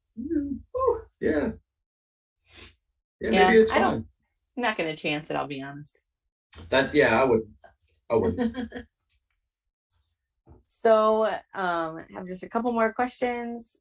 Then we'll go to questions from chat, and then we'll wrap up. Sweet. So, what would you tell a 10-year-old version of yourself? Ooh. If you could go back in time. 10-year-old version of me. Okay. Yeah. Okay. You're gonna have incredibly sick tattoos. They're all gonna be very dumb, but they're super cool. You still like the dumbest possible music. You will never bleach your hair like Billy Joe from Green Day. It just won't happen. Your hair is not straight enough to do a mohawk.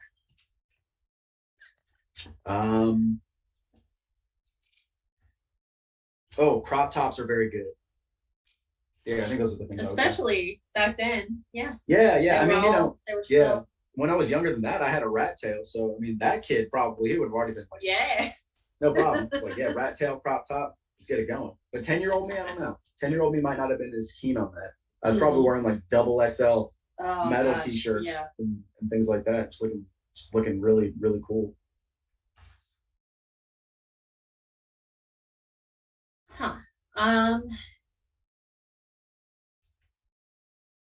It would be something about trying not to hate my body, probably, especially at that point.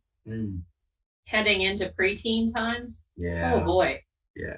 And that didn't go away for a long time. And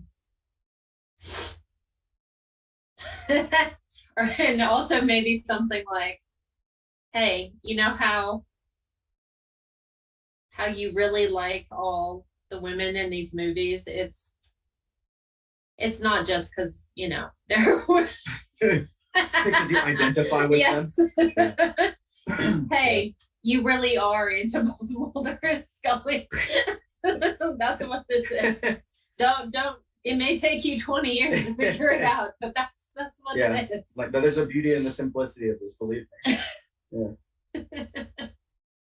Yep, that's hard to relate. Yeah. Hard to relate. So, what is the biggest animal you could take in a fight with just your hands, no weapons? Ooh. Biggest.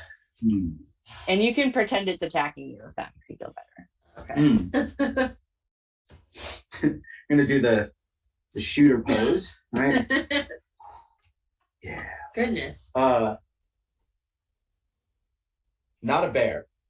I can rule that out straight away because even a lot of if people it's a trained bear. No, not even a trained bear. Okay. Like, you've seen Tracy Smothers match with the bear, right? I mean, Tracy, honest to God, does moves on the bear. I've never seen anything like it. It's crazy. The snap bear. The bears just go. It's crazy. Yeah, he also A does like snap a. bear. He does like a. Yeah. He does like an inside trip on the bear too, Oh, and then yeah. goes for a pin. It's crazy. It's completely wild. Tracy was. But not a bear, you're saying. Yeah, not a bear, because I'm not Tracy Smothers. Yeah. Who is, right? Who amongst us? Right. I think like maybe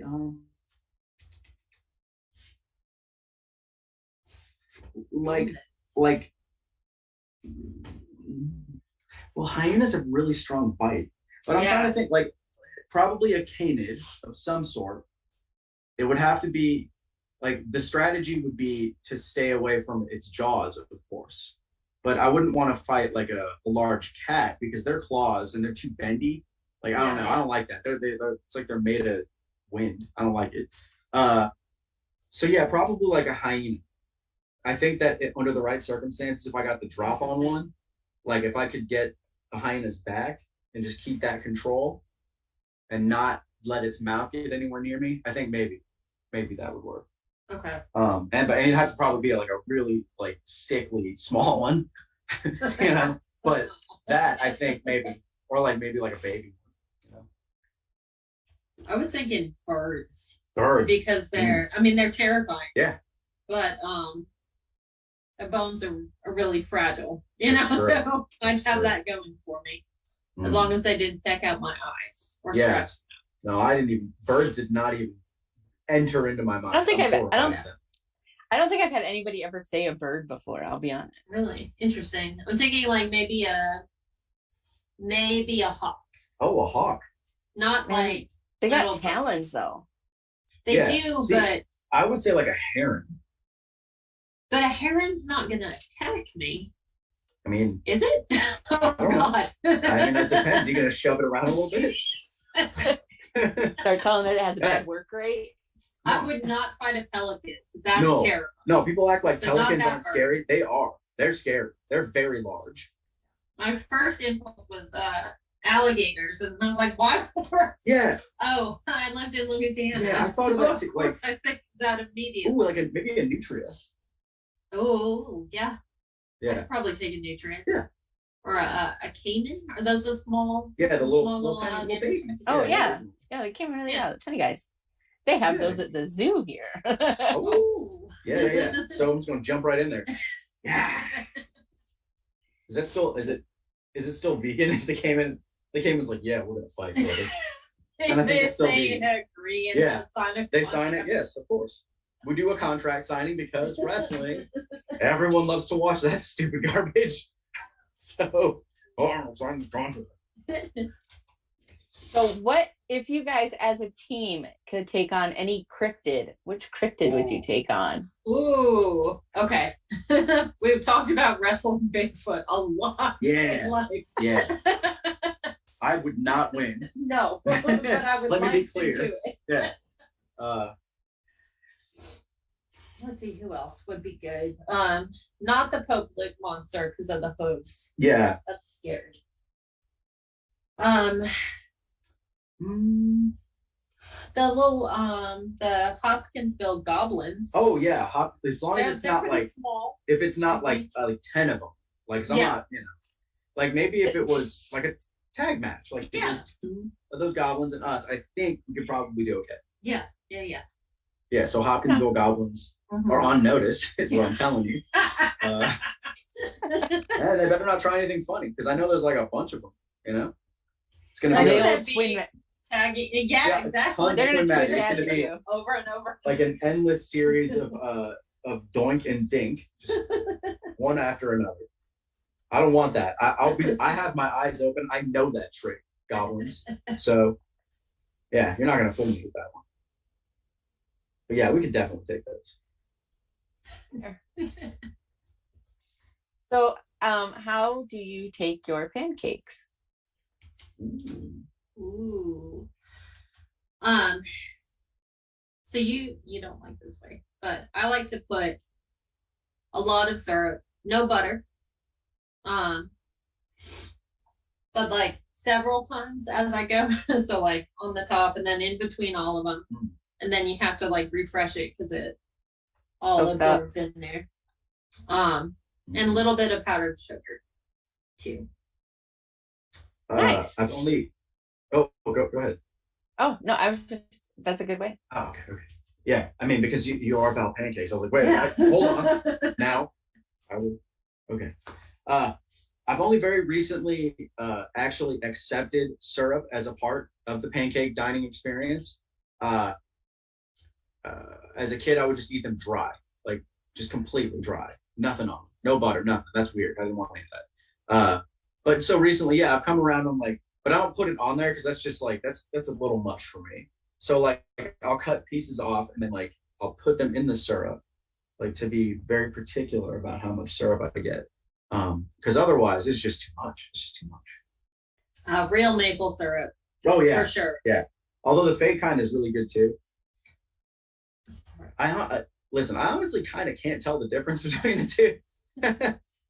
Like, yeah, I know. But look, it's like a Pepsi challenge thing, maybe. But I never have fake next to the real one to be like, oh, you know, like I don't. Well, I mean, typically you don't drink it. I mean, maybe y'all don't. And as far as flavorings, chocolate chip pancakes for sure. Blueberry. I like blueberry. Those are both good moves. Also solid. Mm-hmm. Yeah, blueberry is also really great because like then if you really want the extra sweetness, it's already there. You don't have to turn it into like a big like soup, you know? Like I'm all for a lot of syrup, but I've done like the dunk method before. That's also acceptable. Okay. As long as I just appreciate that neither of y'all said waffles, so much appreciated. Oh, no, I mean, if asked about waffles, then you know. Yeah. Some people try to tell me they don't like pancakes, and I'm like, good thing we waited till the end of the interview for that question. Yes. Yeah, you shooting on me, brother. Oh, that's probably another wrestling friend. Oh, yeah. Yeah, I say that like a lot. I'll just say it too, like for no reason. If I'm close to someone, like, shooting on me, brother. Or telling someone that they're going to get their receipt. Oh, you got a receipt coming, brother. And they're like, what? Like, was there a purchase? Like, oh yeah, there was a purchase. And you're getting a receipt. Yeah, I mean, I'm insufferable, I think, probably. Like I was before wrestling. Wrestling only made it worse. So, yeah. Oh, that's fair. So now I'm gonna take you on like a little journey. So just like go on the journey with me. There's a question at the end of the journey. Okay. So you're hungry and you go to the store and you're like, cruising down the aisles and you want to eat something sweet. Mm-hmm. So you going down the aisles and you're like, cookies. I love cookies. Who doesn't love cookies, right? Oh yeah. So you go to the cookie aisle and there's all those cookies, but you don't want any like chocolate chip or oatmeal raisin or anything. No. You go to America's favorite cookie, which is the Oreo, which I do believe is vegan. Mm-hmm. So, but you don't want any of the weird flavors. There's all those flavors. You don't want that. You just want like your regular like chocolate cookie, white cream center Oreo. Mm-hmm. But like you still have choices, right? Because you can get like the thin Oreos, or you can get regular Oreos, or you can get double stuffed Oreos, or you can even go for like a mega stuffed Oreo. So, like, which Oreo are you picking? Yeah, double stuffed. That's I didn't have to think about it. Straight to it. For me, it's between the thin ones and the regular ones, depending on if I'm pretending Oreos are healthy. Like I'll just get the thin ones, even though that means I eat 3 times as many because they're smaller. I'm not gonna pretend that at all. So double, like I forgot the mega stuff existed, and that honestly that might be an abomination. I'm not sure. But I respect it. No, I think that's cool. I think that level of lunacy is good. I should applaud that. It's good. Yeah, never far enough, always further. So final answers are double stuff for me, for sure. Probably go with the regular ones. Well, one of you answered that question unofficially correctly. And that would be Irving. Double stuffed is the unofficial correct answer to the question. But I understand your reasoning behind a single stuffed option. But why not have extra Actually, stuff? like the cookie part, you know, and it's overwhelming. No, if there's that. Nope. Sorry. Incorrect. There was a wrong answer, man. You gave it.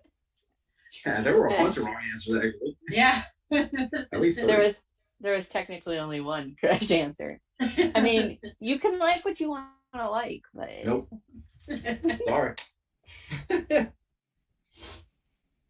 And this is the time where we go to Christopher, who has questions from the chat, I imagine. Oh, yes. Lots of questions from the chat. It was a very active chat. Everyone's having a great time talking about ghosts and Bigfoot and wrestling and eventually pancakes and Oreo cookies, as always. So a few questions from the chat. We're going to start with Mr. Jolly was in the chat. Wants to mention that those are some badass artwork pieces you have, Andy, as well as both of you. Can you tell Mr. Jolly what he's looking at and maybe the story, if any, behind them? Mine don't really have stories necessarily. So it was going to be a sleeve of just a bunch of pirate stuff. But the artist everything's very big. So it ended up being just one part of that, which was Peter Pan and Captain Hook.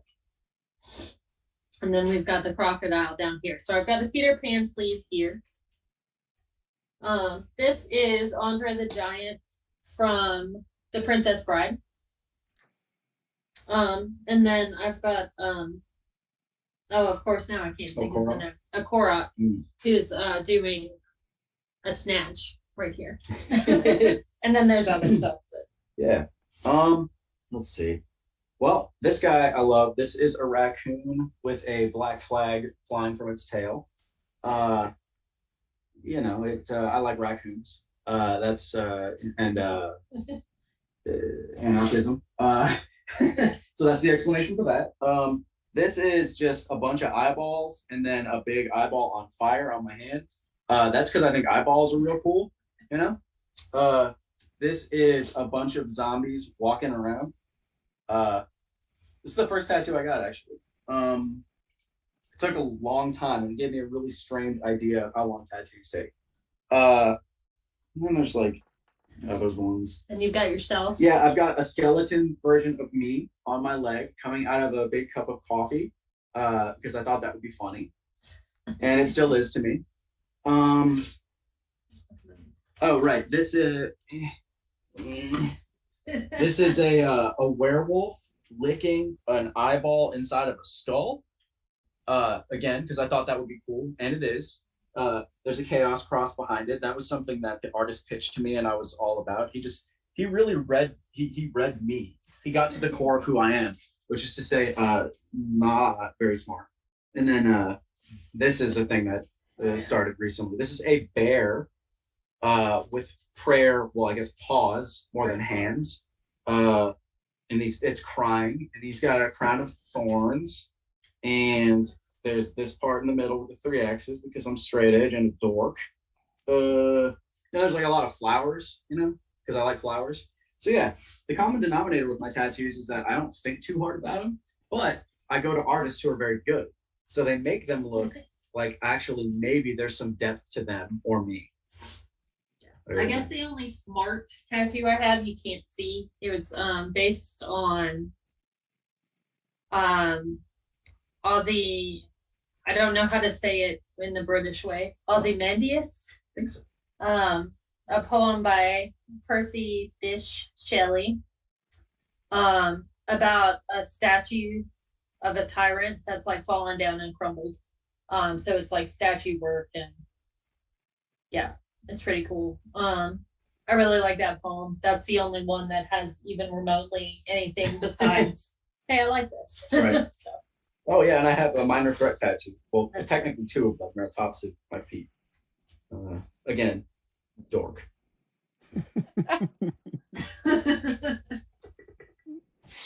Well, those are all awesome. Big fan of The Princess Bride. Big fan of Peter Pan. Do you have a Rufio tattoo anywhere? Do I? Oh, I don't, but that's a great idea. Yeah, it's like, it kind of seems like you Actually, would. Yeah. that sounds like something I should have. Rufio. Wait. Rufio. Yes. Would he look like the Rufio from the movie film? Yes. Okay, I was gonna say, like, I just didn't know if you wanted like Liberty. I mean, like. No, it would be that. Yeah. Oh yeah. Yeah. No, for sure. Well, I apologize, or you're welcome. I'm not sure how that goes for your new tattoo that you'll be getting. No, I need a back. So there we go. Just a giant. I want it to be a big, giant, photorealistic Rufio. Huge, hulking. Awesome. All right. So we got some more questions. Let's go to Vic, one of his staple questions. Which tag team do you think has the best gear of all time? Ooh, of all time. Well, okay. So I'm very biased in this. I always look to Jumping Bomb Angels for inspiration for gear. Especially since they had so many. And I like that style, even though it's very understated and probably just bathing suits. I think because of the 80s and early 90s style that's in there. Yeah, so that might not be a very exciting answer, but that's my answer for sure. I'm gonna go with what immediately popped in my head, which was the Heart Foundation. Like, I love pink, first of all, so that's just like, it's hard to go wrong there. But there was something just so awesomely compelling about how that gear looked. They stood out. And I mean, who don't love Bret Hart? No, definitely classic. Yeah, I was gonna say Sean probably doesn't like him. Yeah, probably so. We're gonna stick with Vic. What is your go-to karaoke song? Oh God, I can't sing. But were I to do karaoke,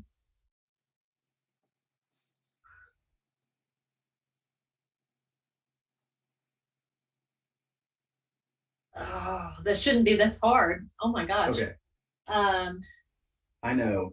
Again, I'm just gonna go with like, this is like, we're doing like Rorschach test style. Like, okay, boom. The first thing that came to my mind was Total Eclipse of the Heart. Oh, yeah, that's good. That's good. And it would be just butchered. But because anything that I would try to sing would probably be butchered, I may as well do it in such a fashion that it is that grand. So that's probably what I would do. I think I'd probably do Beating Heart Baby by Head Automatica. Oh, yeah, that's good. Nice. I think I could maybe pull that one off. Though Nice honestly, pick. if like any AFI came on, yeah. or Alkaline Trio, big game over for sure. Push whoever's up on the stage out of the way and just go. Yeah. Awesome. Excellent. All right, we're gonna go. Yeah, I know Val's way into that. I'm like, yes, those are bands I enjoy. Yes. So back to Mr. Jolly. Do you feel your introvert personalities actually helped you more in wrestling? Did it allow you to be that person inside of you to another level? That's really interesting. I had never really considered whether, like, I don't know, almost the what's the word I'm looking for? Well, what's strange, or maybe not at all strange, is that I think a lot of the people I encounter in wrestling, wrestlers especially, are actually pretty introverted. And so there might be something to that, like whether it's cathartic or whether it's just like the way that I often look at it, actually, I think you're probably right. I look at a lot of wrestling as I'm giving license to things that I would not otherwise be able to, or at least not in such an over the top or perhaps obvious way. And I think that there's something to that. You know, there's like the cliche, everyone's always like, oh, well, your character's just you turned up to 11 or whatever. And for some people, maybe that's true, but I think it's a little more complicated than that, probably. But yeah, I think it really does allow for some of that stuff to kind of be expressed or to be worked through or something. Like there's something there. Mm-hmm. Yeah. At first I was pretending to be someone else as a way to get around like how shy and quiet I usually am. But then things started to click better when I was being more of who I actually am as a performer. And then it is definitely one of the places where certain parts of my personality and being come out more. Like I'm way more out in wrestling than in regular life. Yeah, no, that's a really good question. Yeah, thank you. Yeah, really good one. All right, let's get a little less serious. Vic wants to know, what gear would Irving wear for the hill rolling? Ooh, that's a good question. You know, I've made it sort of an unofficial goal since we started doing creeps. Like part of the dynamic as we imagined it, since we overthink all of these things, is that so the expectations of how a male wrestler presents themselves versus someone who is not. And for the longest time, and still people were like, oh, Andy's a girl wrestler, and that's not true. But also with that comes the expectation of like, I don't know, revealing gear in some ways, right? So we wanted to invert that and have Ripley's gear be in some ways much more understated and cover up more. Yeah. Whereas I have just endeavored to wear as little clothing as possible. And I really don't see any reason why that would change for this. So like so we nude yeah. Well, no, maybe not that. I'm not trying to like, I'm not trying to go to prison. Just a cup. Yeah. Not trying to expose the business. Yeah, exactly. Exposing the business, that's fine. Exposing myself, the law, wrong creeps. Yeah, the law has some ideas on that, and I also have some personal ones. I feel like that crosses a line, perhaps. But I would absolutely wear like just regular wrestling gear, like I have, just the little tight boys, some little tight boys, just rolling. I wouldn't even bother with knee pads. Whatever. Forget it. That's true. I don't need them. Man, fuck your knees. Yeah, exactly. You don't need brother. No elbow pads. No knee pads like the British. You know, they don't wrestle with knee pads on. It's very British. Boots? Yes, boots, absolutely. Okay. Yes. Okay. But more for fashion than for like any practical reason. I'm not concerned. Ski mask? Yeah, until it probably just came off because of the tumbling.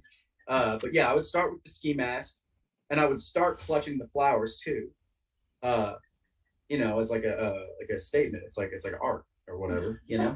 And then as I went, the flowers, they would go, and then the mask also it would go, and then hopefully the tights hopefully would not go.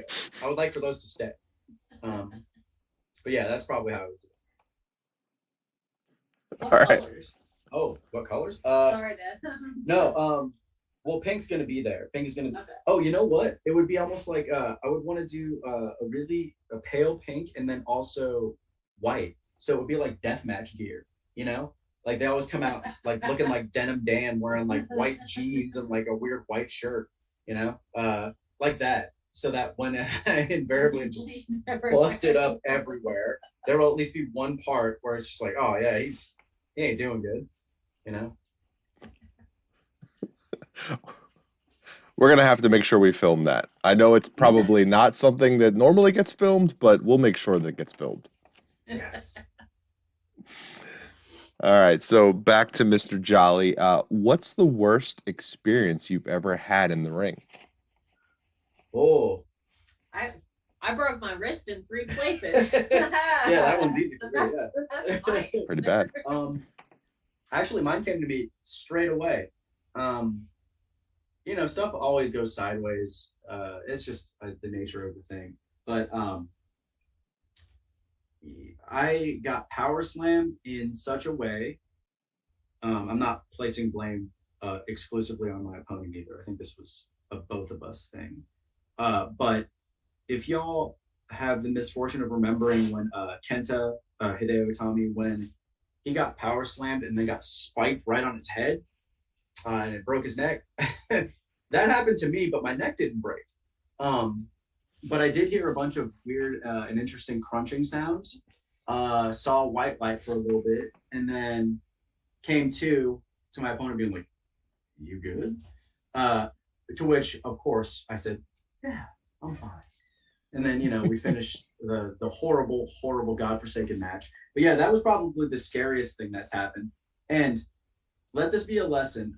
Many of you have, if there are wrestlers watching this, how many times have your trainers told you if you try to do something in a match and it doesn't work, move on. Like, don't go back to it. Do not circle back.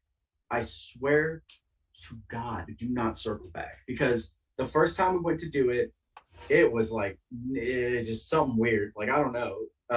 We should have known better. And I think both of us had that voice of our trainer, and they were like, "Don't go back to it. Don't do it. Don't do it again."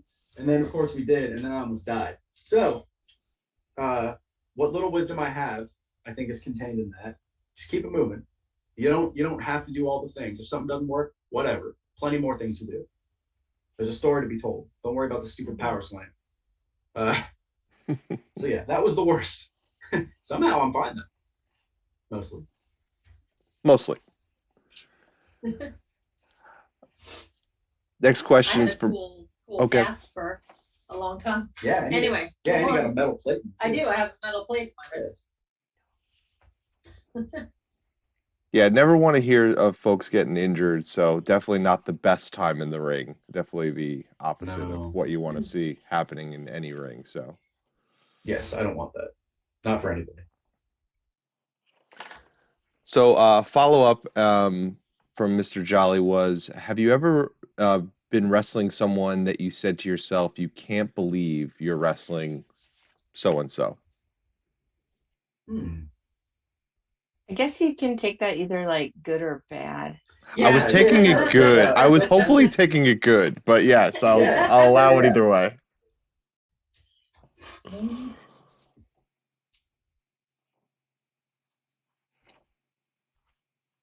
I mean, I've talked about Aja earlier. Yeah. Mm-hmm. And that's still one of them. I feel like the closest I've gotten to that, besides her, is being in the same room with like Tom Lawler. Yeah. And Dominic Guarini. Where we didn't wrestle, but it was like I will this is kind of cheating because it was in the context of like training and like seminar type stuff. But actually getting to chain around with John Gresham was wild. Like, that was super cool to me.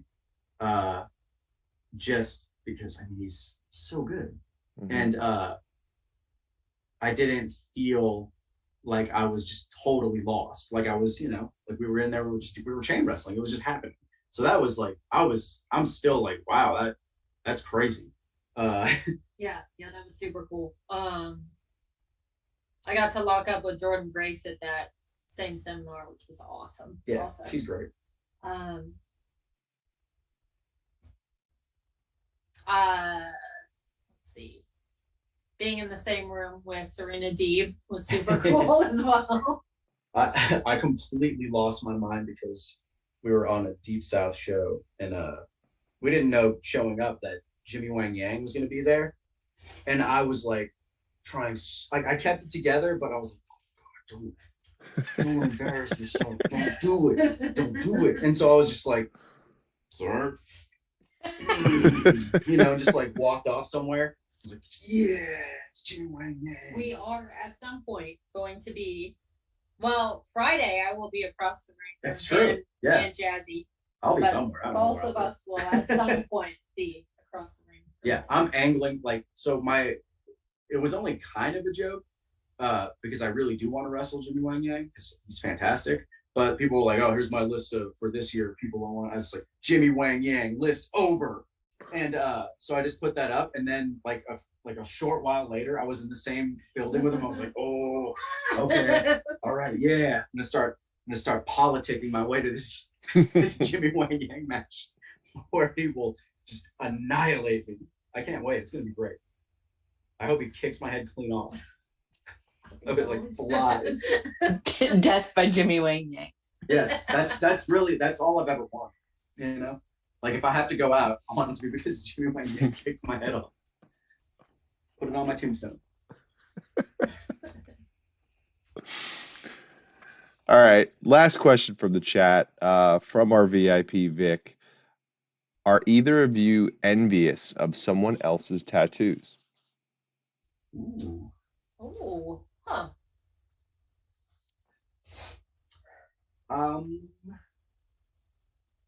I actually really like I like Kevin Ku's back tattoo a lot. I used to have a fairly hard stance on like, oh, I don't want a back tattoo because I can't look at it. Like if it's back there, what does it do? Who knows? Could be anything, right?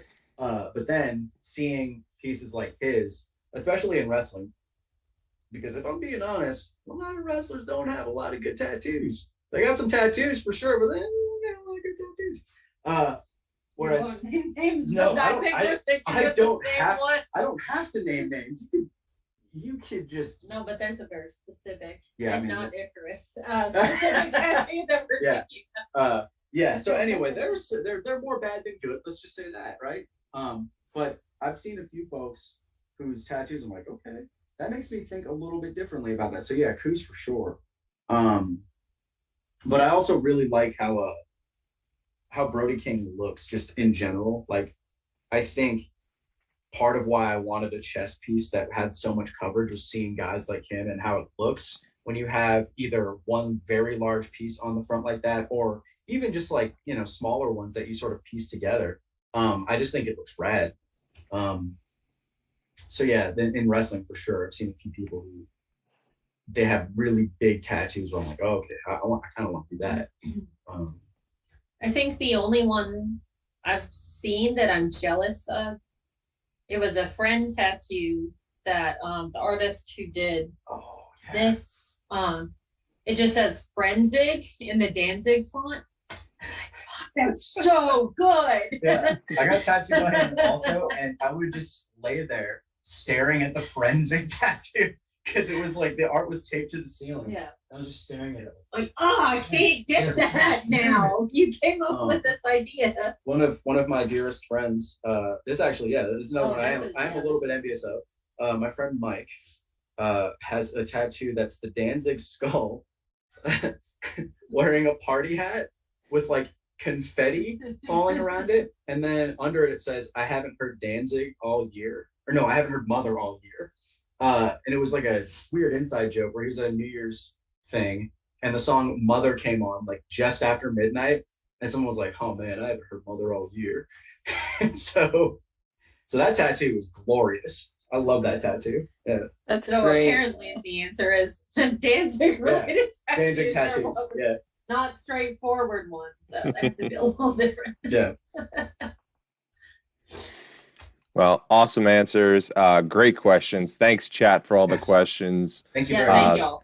And thank you guys for answering all the questions. Val, shooting it back to you. Here I am. I didn't really go anywhere, but what upcoming shows do you guys have? I should have brought my planner in here. Yeah, Deep South Friday. And they do record it and have episodes on YouTube every Wednesday. Mm-hmm. So if you wanted to check that out later, you could see it. GIPW Sunday, where I actually have a title match. Sure. This is my first title match ever, which is exciting. Nice. It's Eric. against Eric the ghost. Silva. He's not a ghost. He's not a ghost. I've seen him. What a liar. Yeah, it's not true. Next weekend, PCW. Mm-hmm. Yeah. June 4th, C.R.E.E.P.S. actually together, which doesn't happen as often as it might seem, get to actually perform as a tag team. And we're debuting in Tennessee. So that's fun. I think Eric Silva will be there again. I think we are again wrestling Eric Silva and Trevor Ion. Unless you turn Eric Silva into a ghost for realsies. Yeah, we'll try. He's tough. He's formidable. He is, yeah. Sure. Yeah. He's done unspeakable things to me in matches already, so he has it coming. What else? We've got other stuff coming up. Southern States Pro. Yes. They had a tryout, like a combine day on Sunday. And we, I don't know, made the tryout. I don't know the word. We try out. I don't know about sports. Yeah. Made We combined at the combine. Anyway, yeah. So we'll be wrestling at this new promotion. Yeah, and they're gonna try to tour around the Southeast too. So that'll be cool. Like maybe we'll get to go to Florida and the Carolinas and stuff. Yeah. Nice. But mostly we're doing the same places we usually do, which is fun. I mean, I'm not sad about that. No. Hopefully Paradigm soon, but they're working stuff out. And I love them, but I'm not going to New Jersey for that show they just announced. I will. I'll go to New Jersey. You can learn to drive and drive yourself to New Jersey. Sure. I already know how to drive. It's just not legal. Yeah. I'm not going to tell anybody. I mean, hopefully, like, I would love there's a short list of places that are in the immediate area. Real quick, I have a heavyweight title match coming up in June at Southern Violence. Yes, against that's awesome. Austin. Another member of Left Hand Path. Yeah. Apparently. What is going on? Yeah, apparently this next month, we're fighting all of them. Yeah, we just really have a problem with that Left Hand Path right now. So I mean, like, I'm hoping we can venture out and try to do things like TWE in Chattanooga, and try to do things like Crux Wrestling if they're doing the shows that they've been doing. Yeah, New South and Pro South and there's just so much cool stuff in the immediate area that I would really love to be able to get out to and hopefully if we're not already at a point where we can bring something of value to those shows, which is fine if we're not there. Hopefully we will be soon. I would like to be able to do that. So. Yeah. Action. I feel like I have to mention the Action show on Saturday, where we will not be performing. We may be there, depending on how tired I am after Friday. But that's in Noonan, Georgia. It's going to be awesome. Yes, the last show, if you haven't watched it, was fantastic. We were fortunate enough to participate in the Next Up event right before it. We wrestled Cavern Canyon and Rico Gonzalez, which, if you're not familiar with either of them, if you've been watching Uncharted Territory, you probably saw Rico against Merrick Donovan. Rico's great. Yes. He beat the holy hell out of me. So, on the subject of guys who might not think so because of their diminutive stature, let me tell you, Rico, Rico can hit real hard. So, like, shout out to Rico. I love it. It was good. It was great. Yeah. I just saw what time it is. I'm sorry. We have talked so long. See what I mean? I don't shut up. Yeah. Y'all have been just wonderful. I've enjoyed every minute of it. I love talking with you guys. That's why I wanted you to be on here in the first place. So, but as we are wrapping this up, be sure to check out the C.R.E.E.P.S on all social media outlets. Twitter, Instagram, Facebook, Twitch, OnlyFans, TikTok, merch store. Plug everything. Plug it all.